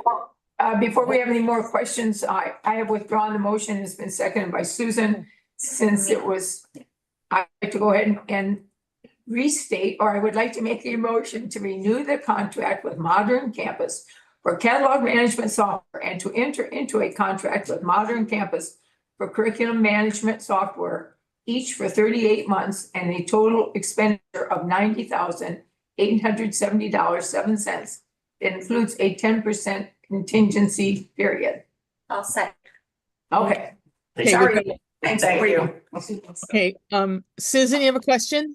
Yeah, I just wanted to make sure now that it's been corrected, the prorated fees are based on what, May 15th, 20th. May 30th? What's May that 20th. date? May 20th. And did it change that fee? If you've taken 18 days off, the 13. So, yeah, the last time we had it prorated, it was prorated to the 20th. It was just that the one date under 5 was not changed, but the top date was. So that is the prorated fee. Okay, so both those dates are now 5/20. And that reflects in the information everybody was given today. Okay, thank you. Okay, so Right. we have a new motion, and we have a second. Any more discussion or questions? No. Okay, all those in favor? Aye. Any opposed? Okay, motion passes. Thank you very much. Okay, item B, emerging technology, AI. Good morning, everyone. As we have slightly mentioned it in the morning, there are a few updates to AI. We know this is a hot topic across the nation in many institutions of higher ed. From an operational standpoint, IT continues to review the security implications and potential risks before approving the use of any third-party software. And then Josh could probably talk more about the technical aspect. But what we wanted to provide today was more of a pedagogical update about how the Center for Teaching and Learning is wanting to ensure that AI is leveraged ethically, effectively to enhance student learning outcomes. We know that it's inevitable.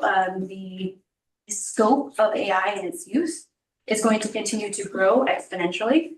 So we are talking about kind of embracing AI in this era of uncertainty.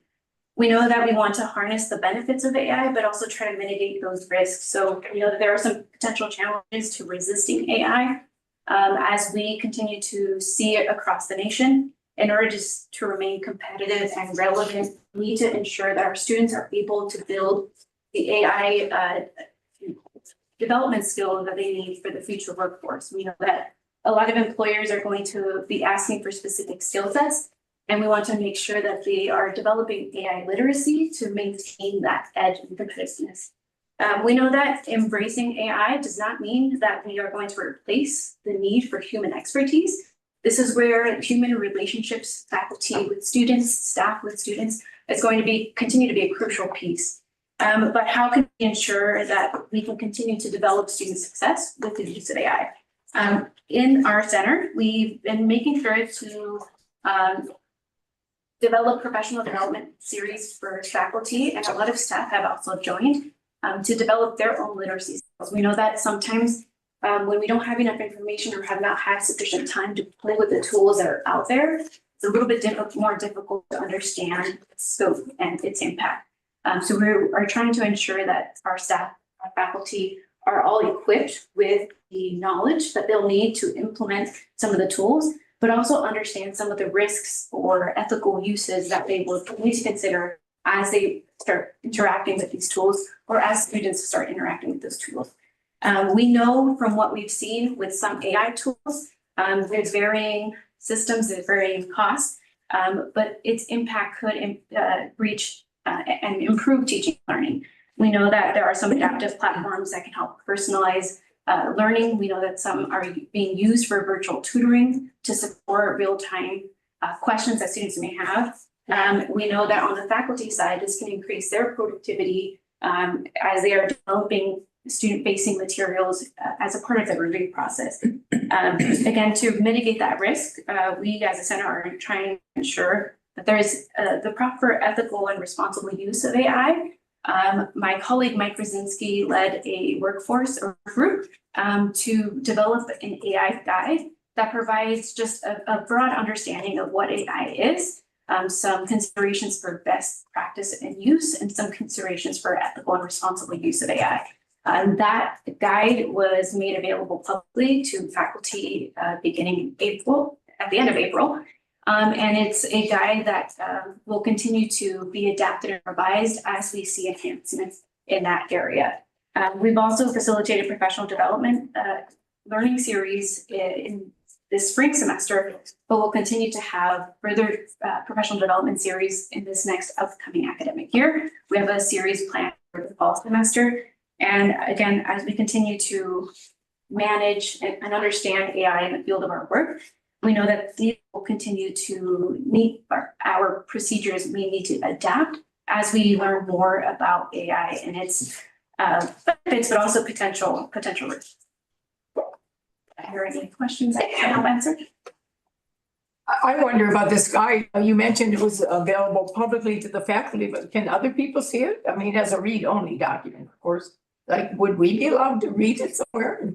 I think we'd learn about what you're doing. Sure. Right now it's developed as a Canvas shell course. You know that faculty primarily are accessing a lot of the material in their Canvas dashboard. We can make it a Canvas Commons or convert that to PDF. So that is definitely something that we can do. We can put it on the Center for Teaching and Learning resource page. You say you would, or there? We will. That would be perfect. Because a lot of people ask about, and they've asked about this recent conference that I went to, some of my friends did. I'd like to be able to hear anything. Thank you. I have a question. At some point, will we look at an academic integrity policy that addresses AI? And what's your timeline on that? Just curiosity. Not looking for commitment, just generalized thinking. Sure. I had it as bulleted item, but as I'm like nervously standing up here, I was like, I totally forgot to mention that. So my colleague did, as the guide was being developed, one of the areas was academic integrity and academic honesty. So as we were working towards finalizing the guide, my colleague did facilitate that with our group to begin reviewing the language that is in our current procedures. There weren't any policy changes necessary. It was really procedural. There was different language that focused on like human development and in like research writing and things like that. But we realized that that's beyond human. And now with technological advancements, there were just slight changes to incorporate the AI component. So the procedures have been updated. There weren't any needs for policy updates.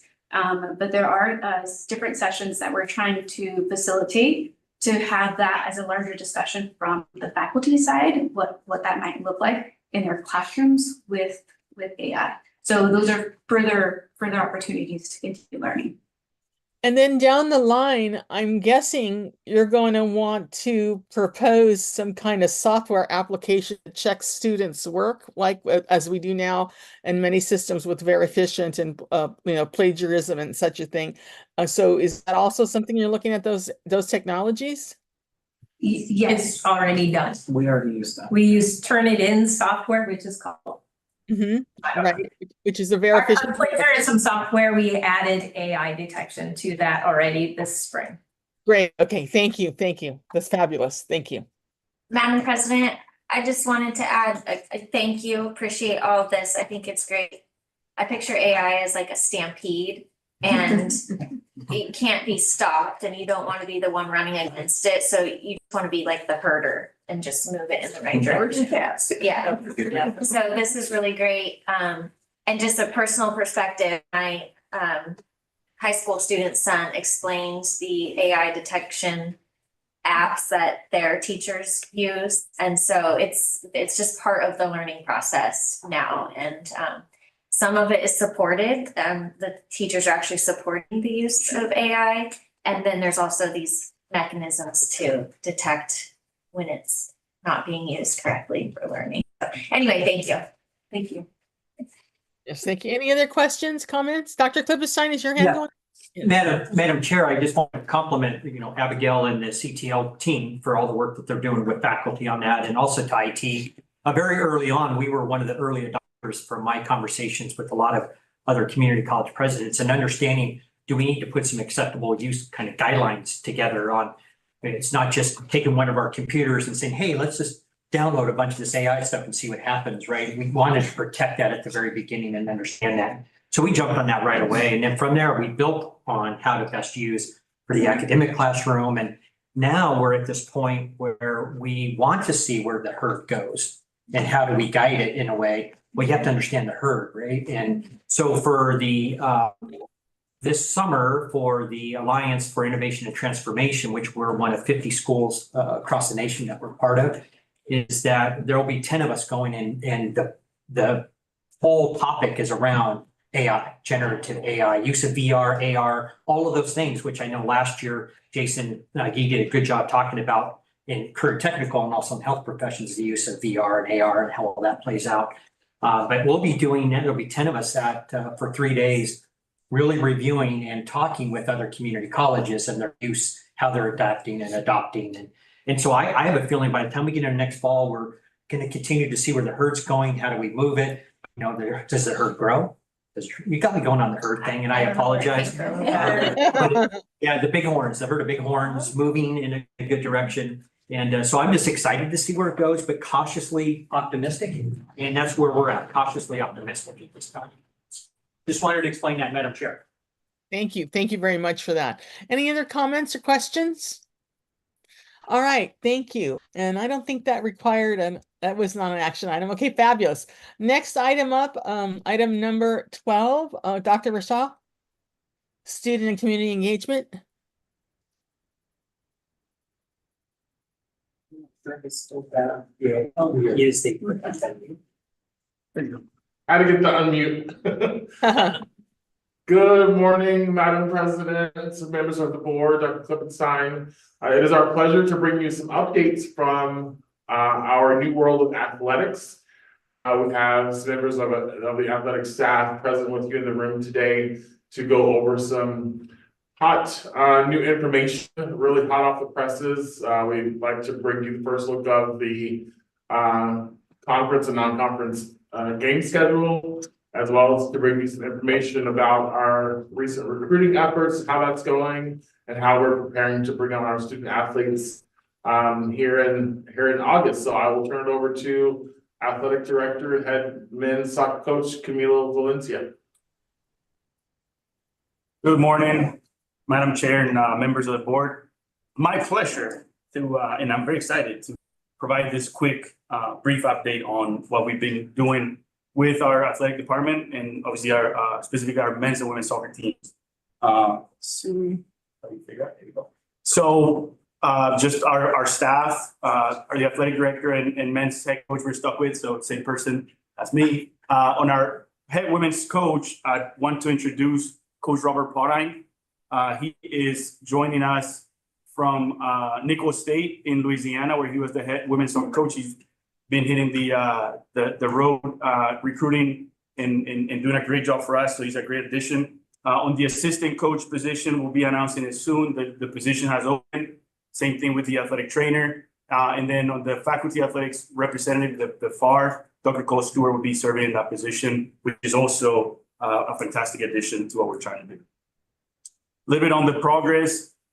We have up to, this was done, 25 female student athletes and 21 male student athletes. We are actually at 22 right now, committed to come here on the men's side. So we're very, very close from that number that we need, that we want, which is 26 and 26. And they'll be getting here, moving in to the apartments on July 31st to start the preseason on August 1st. So from that, we have representation from Mohave City with 6 student athletes, Kingman with 6 student athletes, and then Lake Havasu with 3. Yeah. So 15 total so far, and I'll go through that breakdown a little bit as we go. On the facilities side of things, as you all know, we're going to be playing at Fireball Field at Rotary Park. It's a wonderful facility. It's been enhanced quite a bit with help of the city of Mohave City and the Booster Club members. Since 2022, we've built a dugout area that will hold the home and away benches. There'll be like a media area in the middle, or scoreboard controller area. We've painted the concession stand, and I want to make a motion to name red Mohave Red. Kidding, but that'll be great. What we're gonna see, because it has our colors, so it looks beautiful. Not that it wasn't, but now it looks better. The Booster Club has done a great job doing their events and promoting our programs. We just had the 3rd edition of the Mohave City Golf Scramble in May. Then in April, we had the Lake Havasu first scramble, and coming up in June 1st will be the Kingman 2nd edition of the scramble. So all great opportunities for fundraising and really networking and promoting our programs. So here's the recruiting plan that you've all seen in the past. I've mentioned it multiple times. So I just kind of wanted to review it really quickly, and you've seen it, but also go into what would be next, which is what we're doing right now, right here. So 2024, and I apologize, I think it's gonna be that small on the screen, but I'll just go through it really quickly so you can see it. So if you can remember, we had this bullseye of a recruiting target. So right in the middle is the Mohave County student athletes. We currently have 15 signed. That is 32.6% of the whole student athletes. I think we're ahead of where we wanted to be, or where we targeted to be. So that's obviously a good thing. Then the second circle on that would be the rest of Arizona, Clark County, Southern California, and Southern Utah. We're at 26 on that one. So 56.5 of our student athletes are going to come from those areas. So again, we're committed to those areas neighboring our county. And then the rest of the WUI, we do have a student athlete signed from New Mexico. So that's 2% of just that extra WUI area. And then, as we said, the last piece, which is the rest of the country and the international student athletes, we're at 4 of those. 3 of them are international, and one is a Texas student athlete. So we're at 8.6 there. So I'm super proud of this. I know I've seen some of you when I recruit in Havasu or wherever I'm at.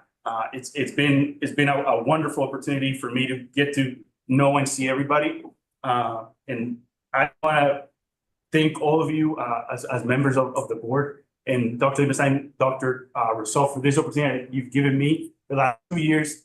I know at some point, probably when we play our first home game, we're gonna get emotional. It's not gonna happen today.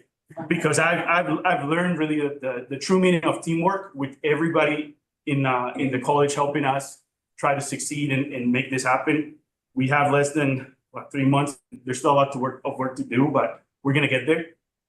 And also, the true meaning is remind me of the meaning of blood, sweat, and tears, because no blood yet, but a lot of sweat and a lot of tears trying to make this happen. So hopefully these two teams that we're gonna put on the field are teams that make you proud and that you can all follow and really become fans, not just because you're members of MCC, but because you love the kids and love what we're trying to do. So with that said, I wanna give you a little view of the schedule. We actually released it today officially on our social media. When we created this, the graphics were not done yet. So I asked you to go on social media, Facebook, Instagram, all of our social media and really look at that. It's very cool to see for me because it's been a long time coming. So we finally get to announce it. We're gonna have on this first slide, you can see preseason schedule. So we're gonna be playing on the men's side. We're gonna be going to Utah Tech, which is a Division I school. So we're gonna test ourselves there, and it's close to Colorado City. So I talked to the dean there, and she's excited about it. We're gonna go to Ottawa, which is another four-year institution. So it's gonna expose our kids to those things. And then obviously we're gonna play a local team here, which also is gonna expose that side of things to our local community with Rio FC. And then, we're traveling between the two teams, we're traveling to Wyoming, traveling to California. The conference has changed quite a bit. Of course, the conference changes. So we're not going to be going to Phoenix anymore. The conference is divided into Division I's and Division II's. So we're going to be playing now CSN, College of Nevada, that joined our conference. So we're going to be going to Vegas. Community Christian from California also joined the conference. So we're going to be going to California once a year at least. And then the women in the non-conference are going to be going to the LA also to play a game out there. So it's an exciting schedule, it's exciting times. Here's the conference schedule right there. Again, I apologize, I think it was gonna be that small. I tried to fit it all in once it wasn't. You got it, yeah. But there you go, and you can check it out again on the social media, share it. We expect, so we know our times for the home games, but we don't know yet the away games. We don't know all of them yet. So hopefully by June, we'll be able to release one with times and everything else. But for the conference games, most of them are going to be the men playing at 4:30 and the women playing at 7. So it's going to be a little hot, but hopefully we'll be used to it. And the first half will be tough for the other team. So with that said, thank you very much. That's my report. I do follow it on social media as I follow everything from Mohave community. Like, and a little smile. And so I was really excited about the schedule because I put it into my calendar since I live so close.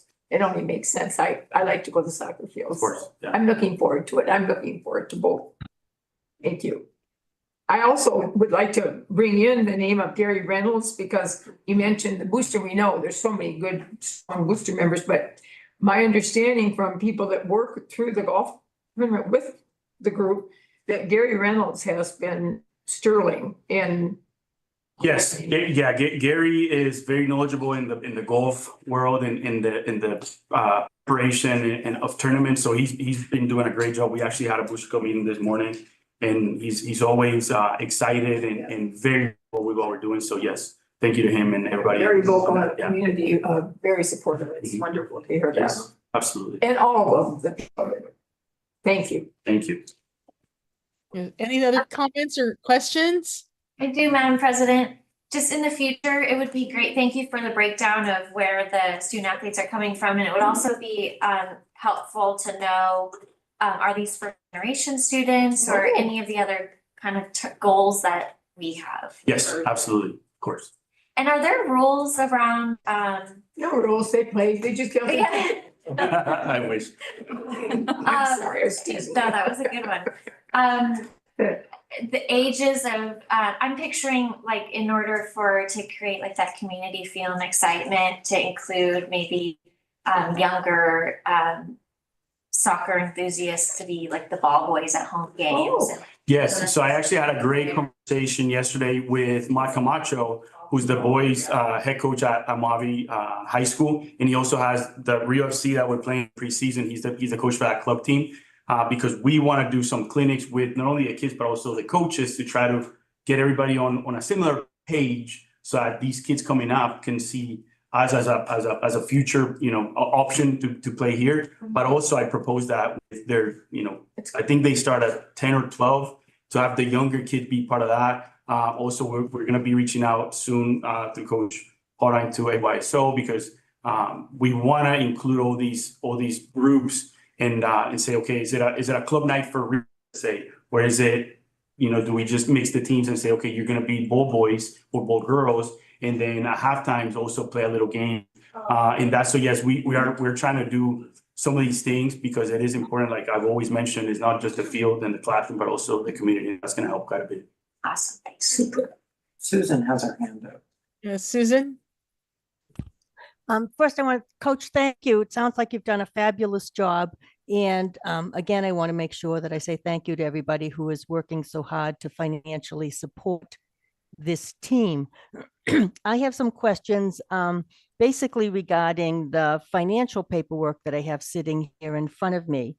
And if you can't answer them today, I'd appreciate it if at the next meeting you could answer them. The first one I have is, and I'll go through them and then I'll repeat them if you need me to repeat them.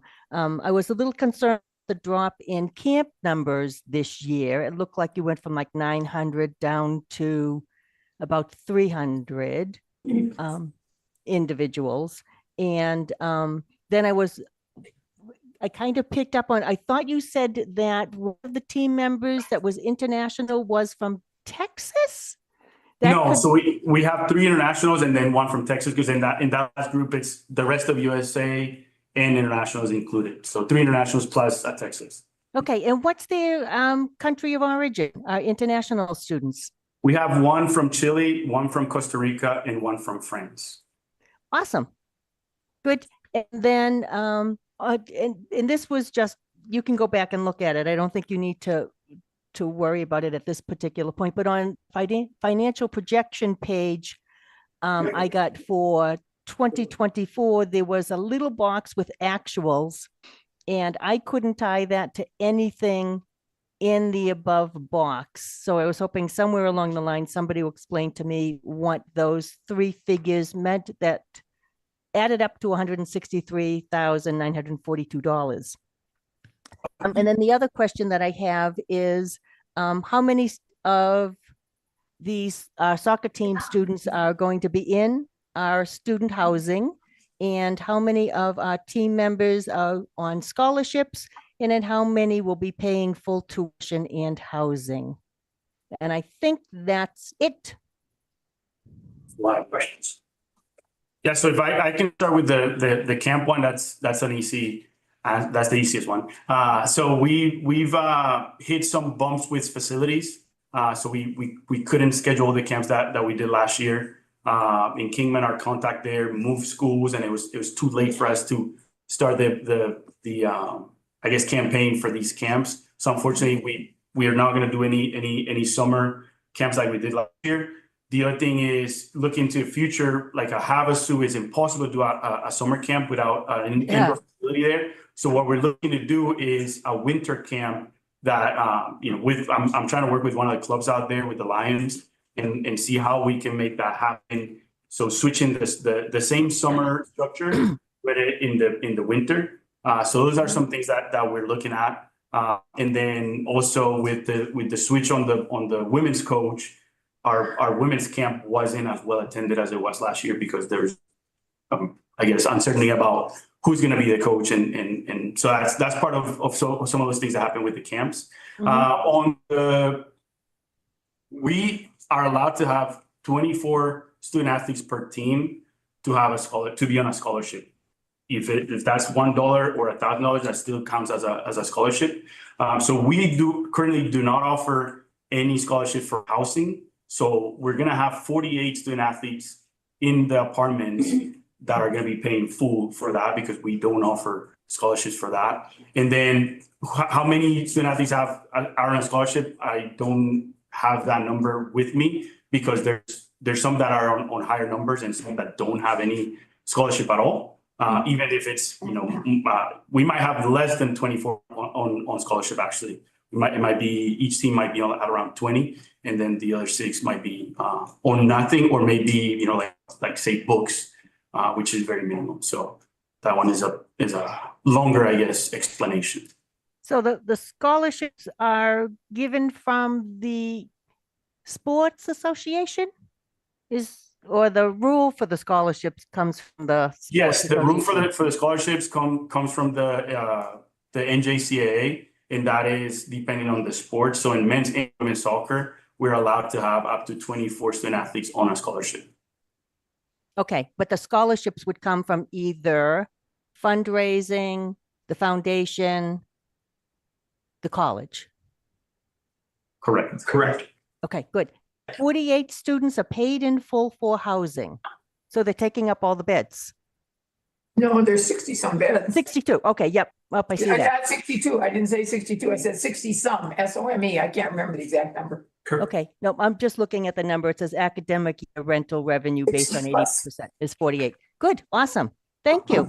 Thank you. If I may too, Madam Chair, to address a couple of the other questions that Susan had.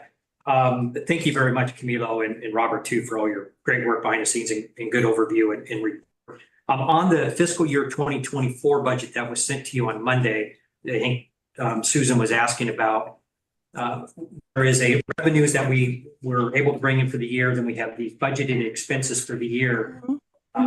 What we have discovered is that we budgeted for the items that are in orange.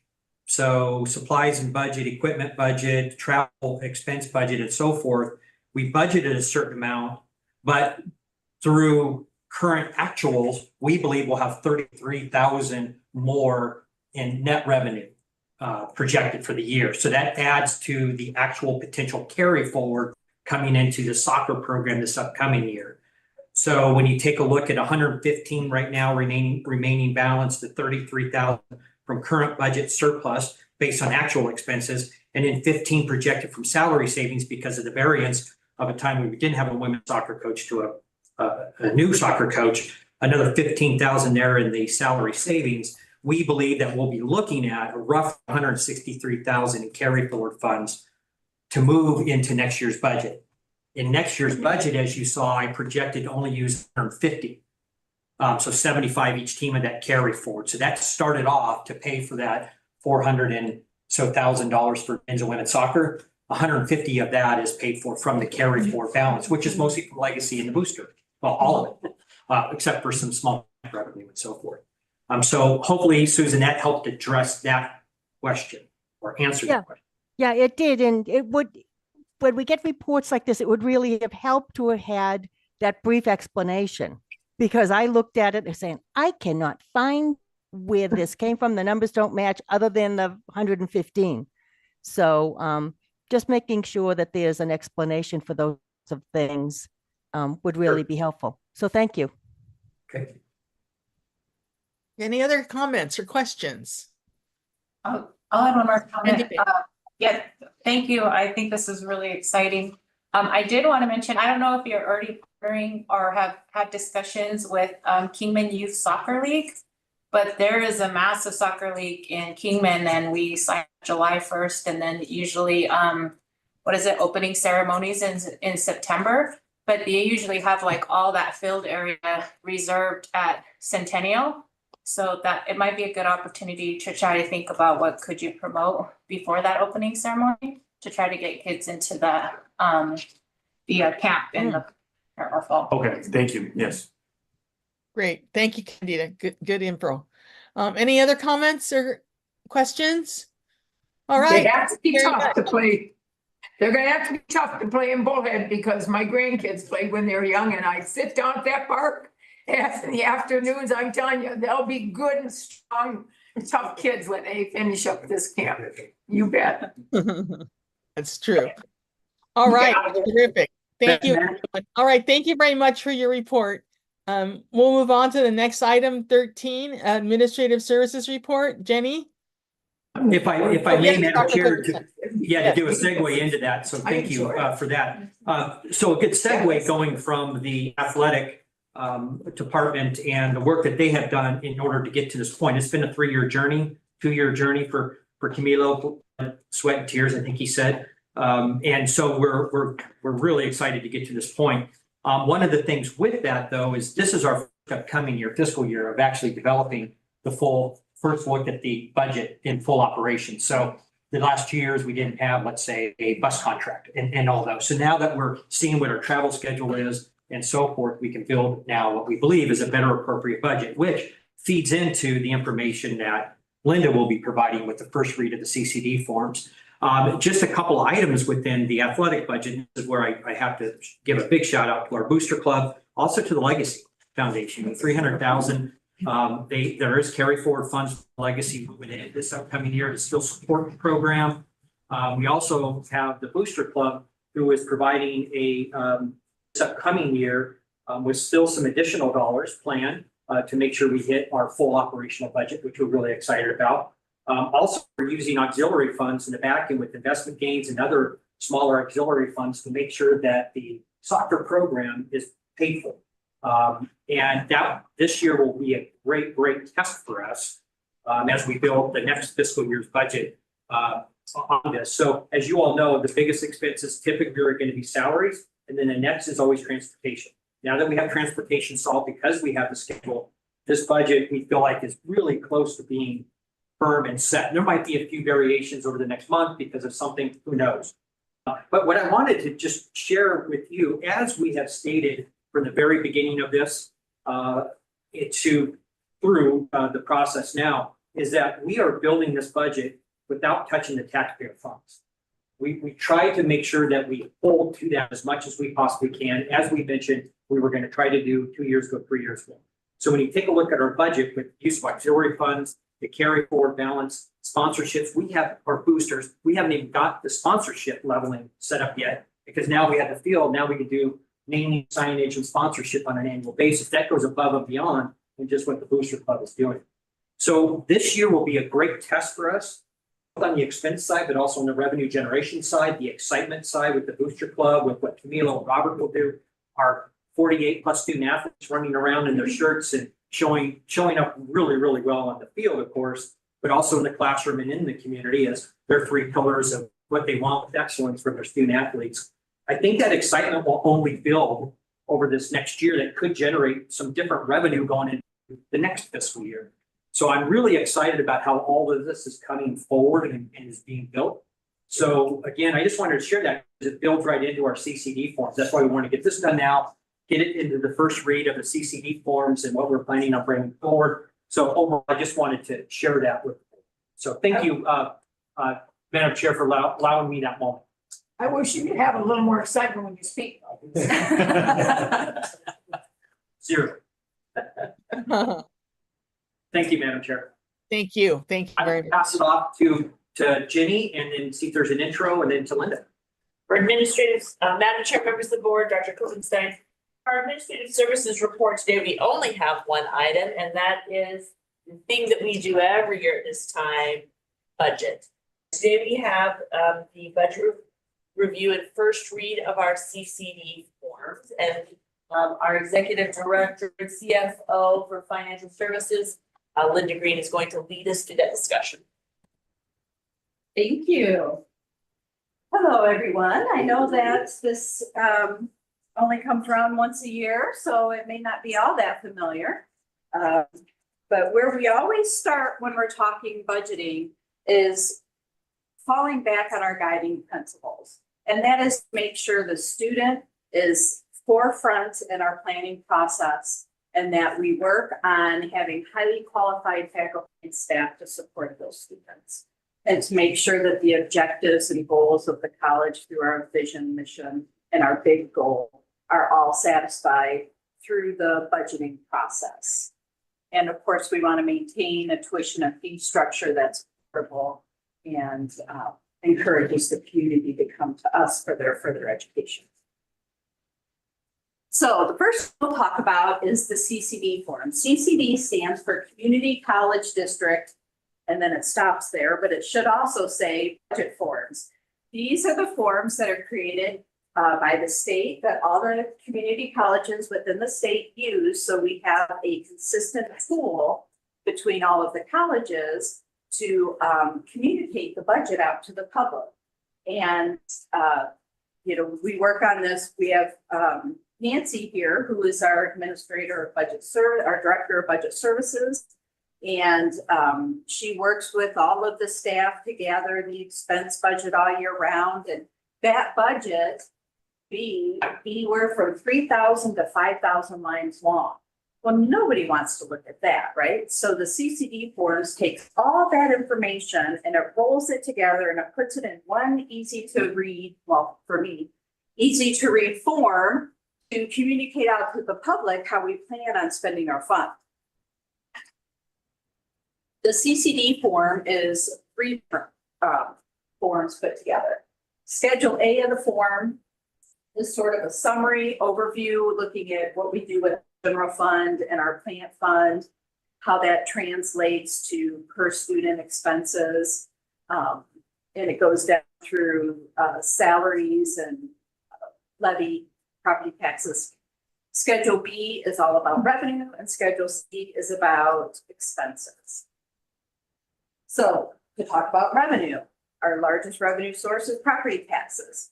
This form here is what we use when we're trying to determine how much we can request in tax levy dollars and whether or not that will require a truth in taxation hearing.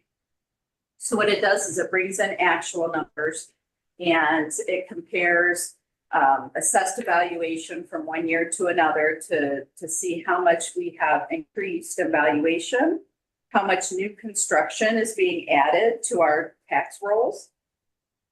From that new construction, our tax capacity, our revenue would increase 561,007, almost $562,000 just from new construction. If we were to go forward without a truth in taxation hearing, which is the current plan, we would be budgeting for $28.5 million in property tax revenue, which just captures the new construction. We have the capacity, if we were to do a truth in taxation hearing, to go up to 31.5. By staying at the 28.5 and moving forward without a truth in taxation hearing, the result will be a tax rate of 1.1129. This information is used to build on schedules A and B of our CCD. So this here is Schedule A. At the top, it's looking at the expenditures from only two funds, and that's our general fund and our unexpended plant fund. And then it carries down and it calculates how much we spent per student using those funds as its base. Below that is the salary information and benefit information for every employee in the college. So from instructors to support staff, everybody who's paid and considered an employee of the college, that's captured here. And the section below that is the tax levy information. And it shows the amount without the truth in taxation hearing.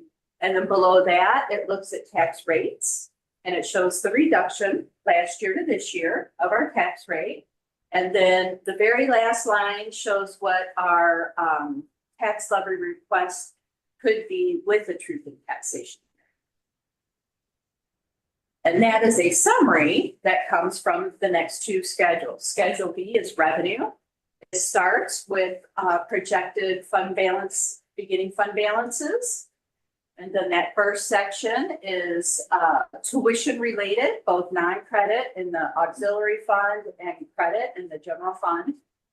The next section is state appropriations, which is dependent upon the state budget, which has not passed yet.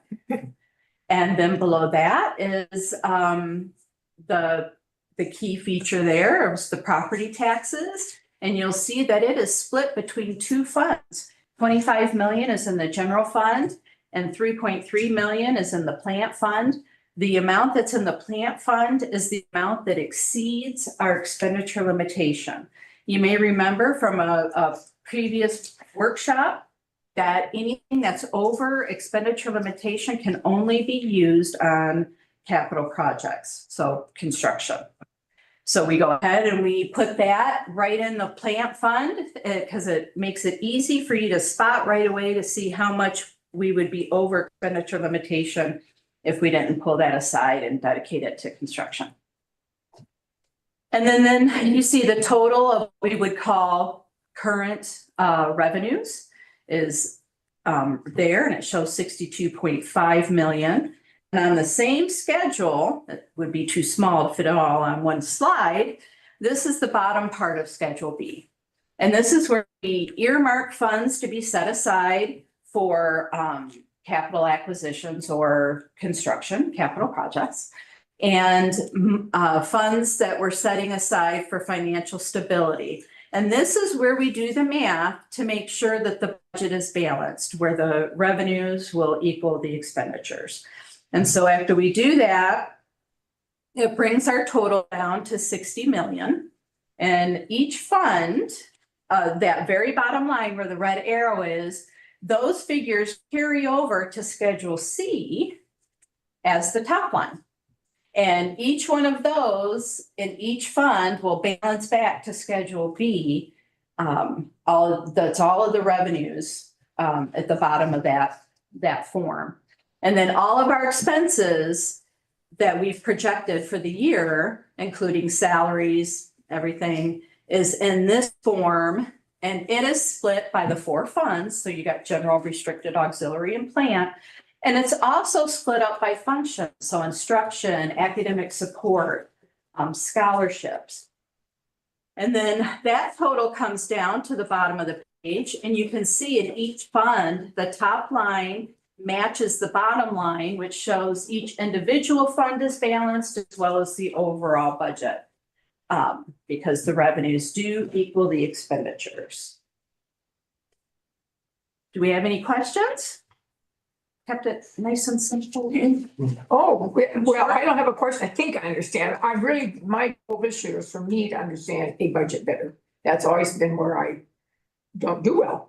So I just kind of think, okay, good. I understand how to do the math, but so I'm just picking one because we were talking about it. Okay, if I look at line 17 on Schedule B, that is 3.362, and that is money that exceeds expenditure limitation and can be spent on capital projects. Is that correct? That is correct. Okay, I just want to make sure I get my anchors. Thank you. You're welcome.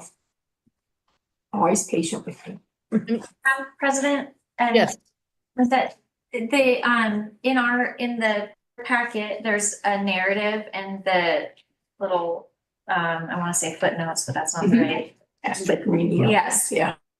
Are those required in the CCD forms, or is that something you did supplement as a supplemental document for us? Yeah. Thank you. You're welcome. Very helpful. Yeah. And I don't have any questions. Okay. Okay, anybody else questions? Madam Chair, I do. Yes, Susan. I think it was Schedule C. I didn't write it down fast enough, but under the plant fund, yep, there it is. Under instruction, $323,000 under the plant fund. How does that relate to instruction? That would be equipment. We put fixed assets. So any equipment that is $5,000 or greater goes in the plant fund as an asset. And so if we have instructional equipment that we're purchasing for the course of instruction in a program and it's $5,000 or greater, it would be classified in the plant fund. Okay, so that. For example, because I need examples to wrap my head around things sometimes. Think about a nursing sim mannequin. Yes. In nursing, sim mannequins are clearly way more than $1,000, and they are used to provide, it's equipment we use to provide instruction to students. And those are the types of things you would find in that 323 right there. Okay, like the diagnostic X-rays or ultrasounds and things like that. Exactly. Okay. Yeah, Exactly. that makes perfect sense. Thank you. You're welcome. Any other questions or comments? Well, thank you for this information. It's extremely helpful. Thank you. Thank you. thank I you. like the way it was presented too. That very informative. I appreciate that. All right, next item is, we're wrapping up here. So just as a quick note, next meeting is June the 13th at Kingman, the Neo campus of our regular governing board. And then we have a budget hearing and a budget adoption meeting on June 13th also in Kingman. And then we have an executive session for the president's evaluation also on June the 13th. So we'll have busy day on June 13th. Any questions or comments from anyone as we go? Thank you, everybody, for your hard work. Appreciate your attendance today. Have a wonderful day. Meeting adjourned. Thank you. Thank you. Bye. Bye. Bye, everyone.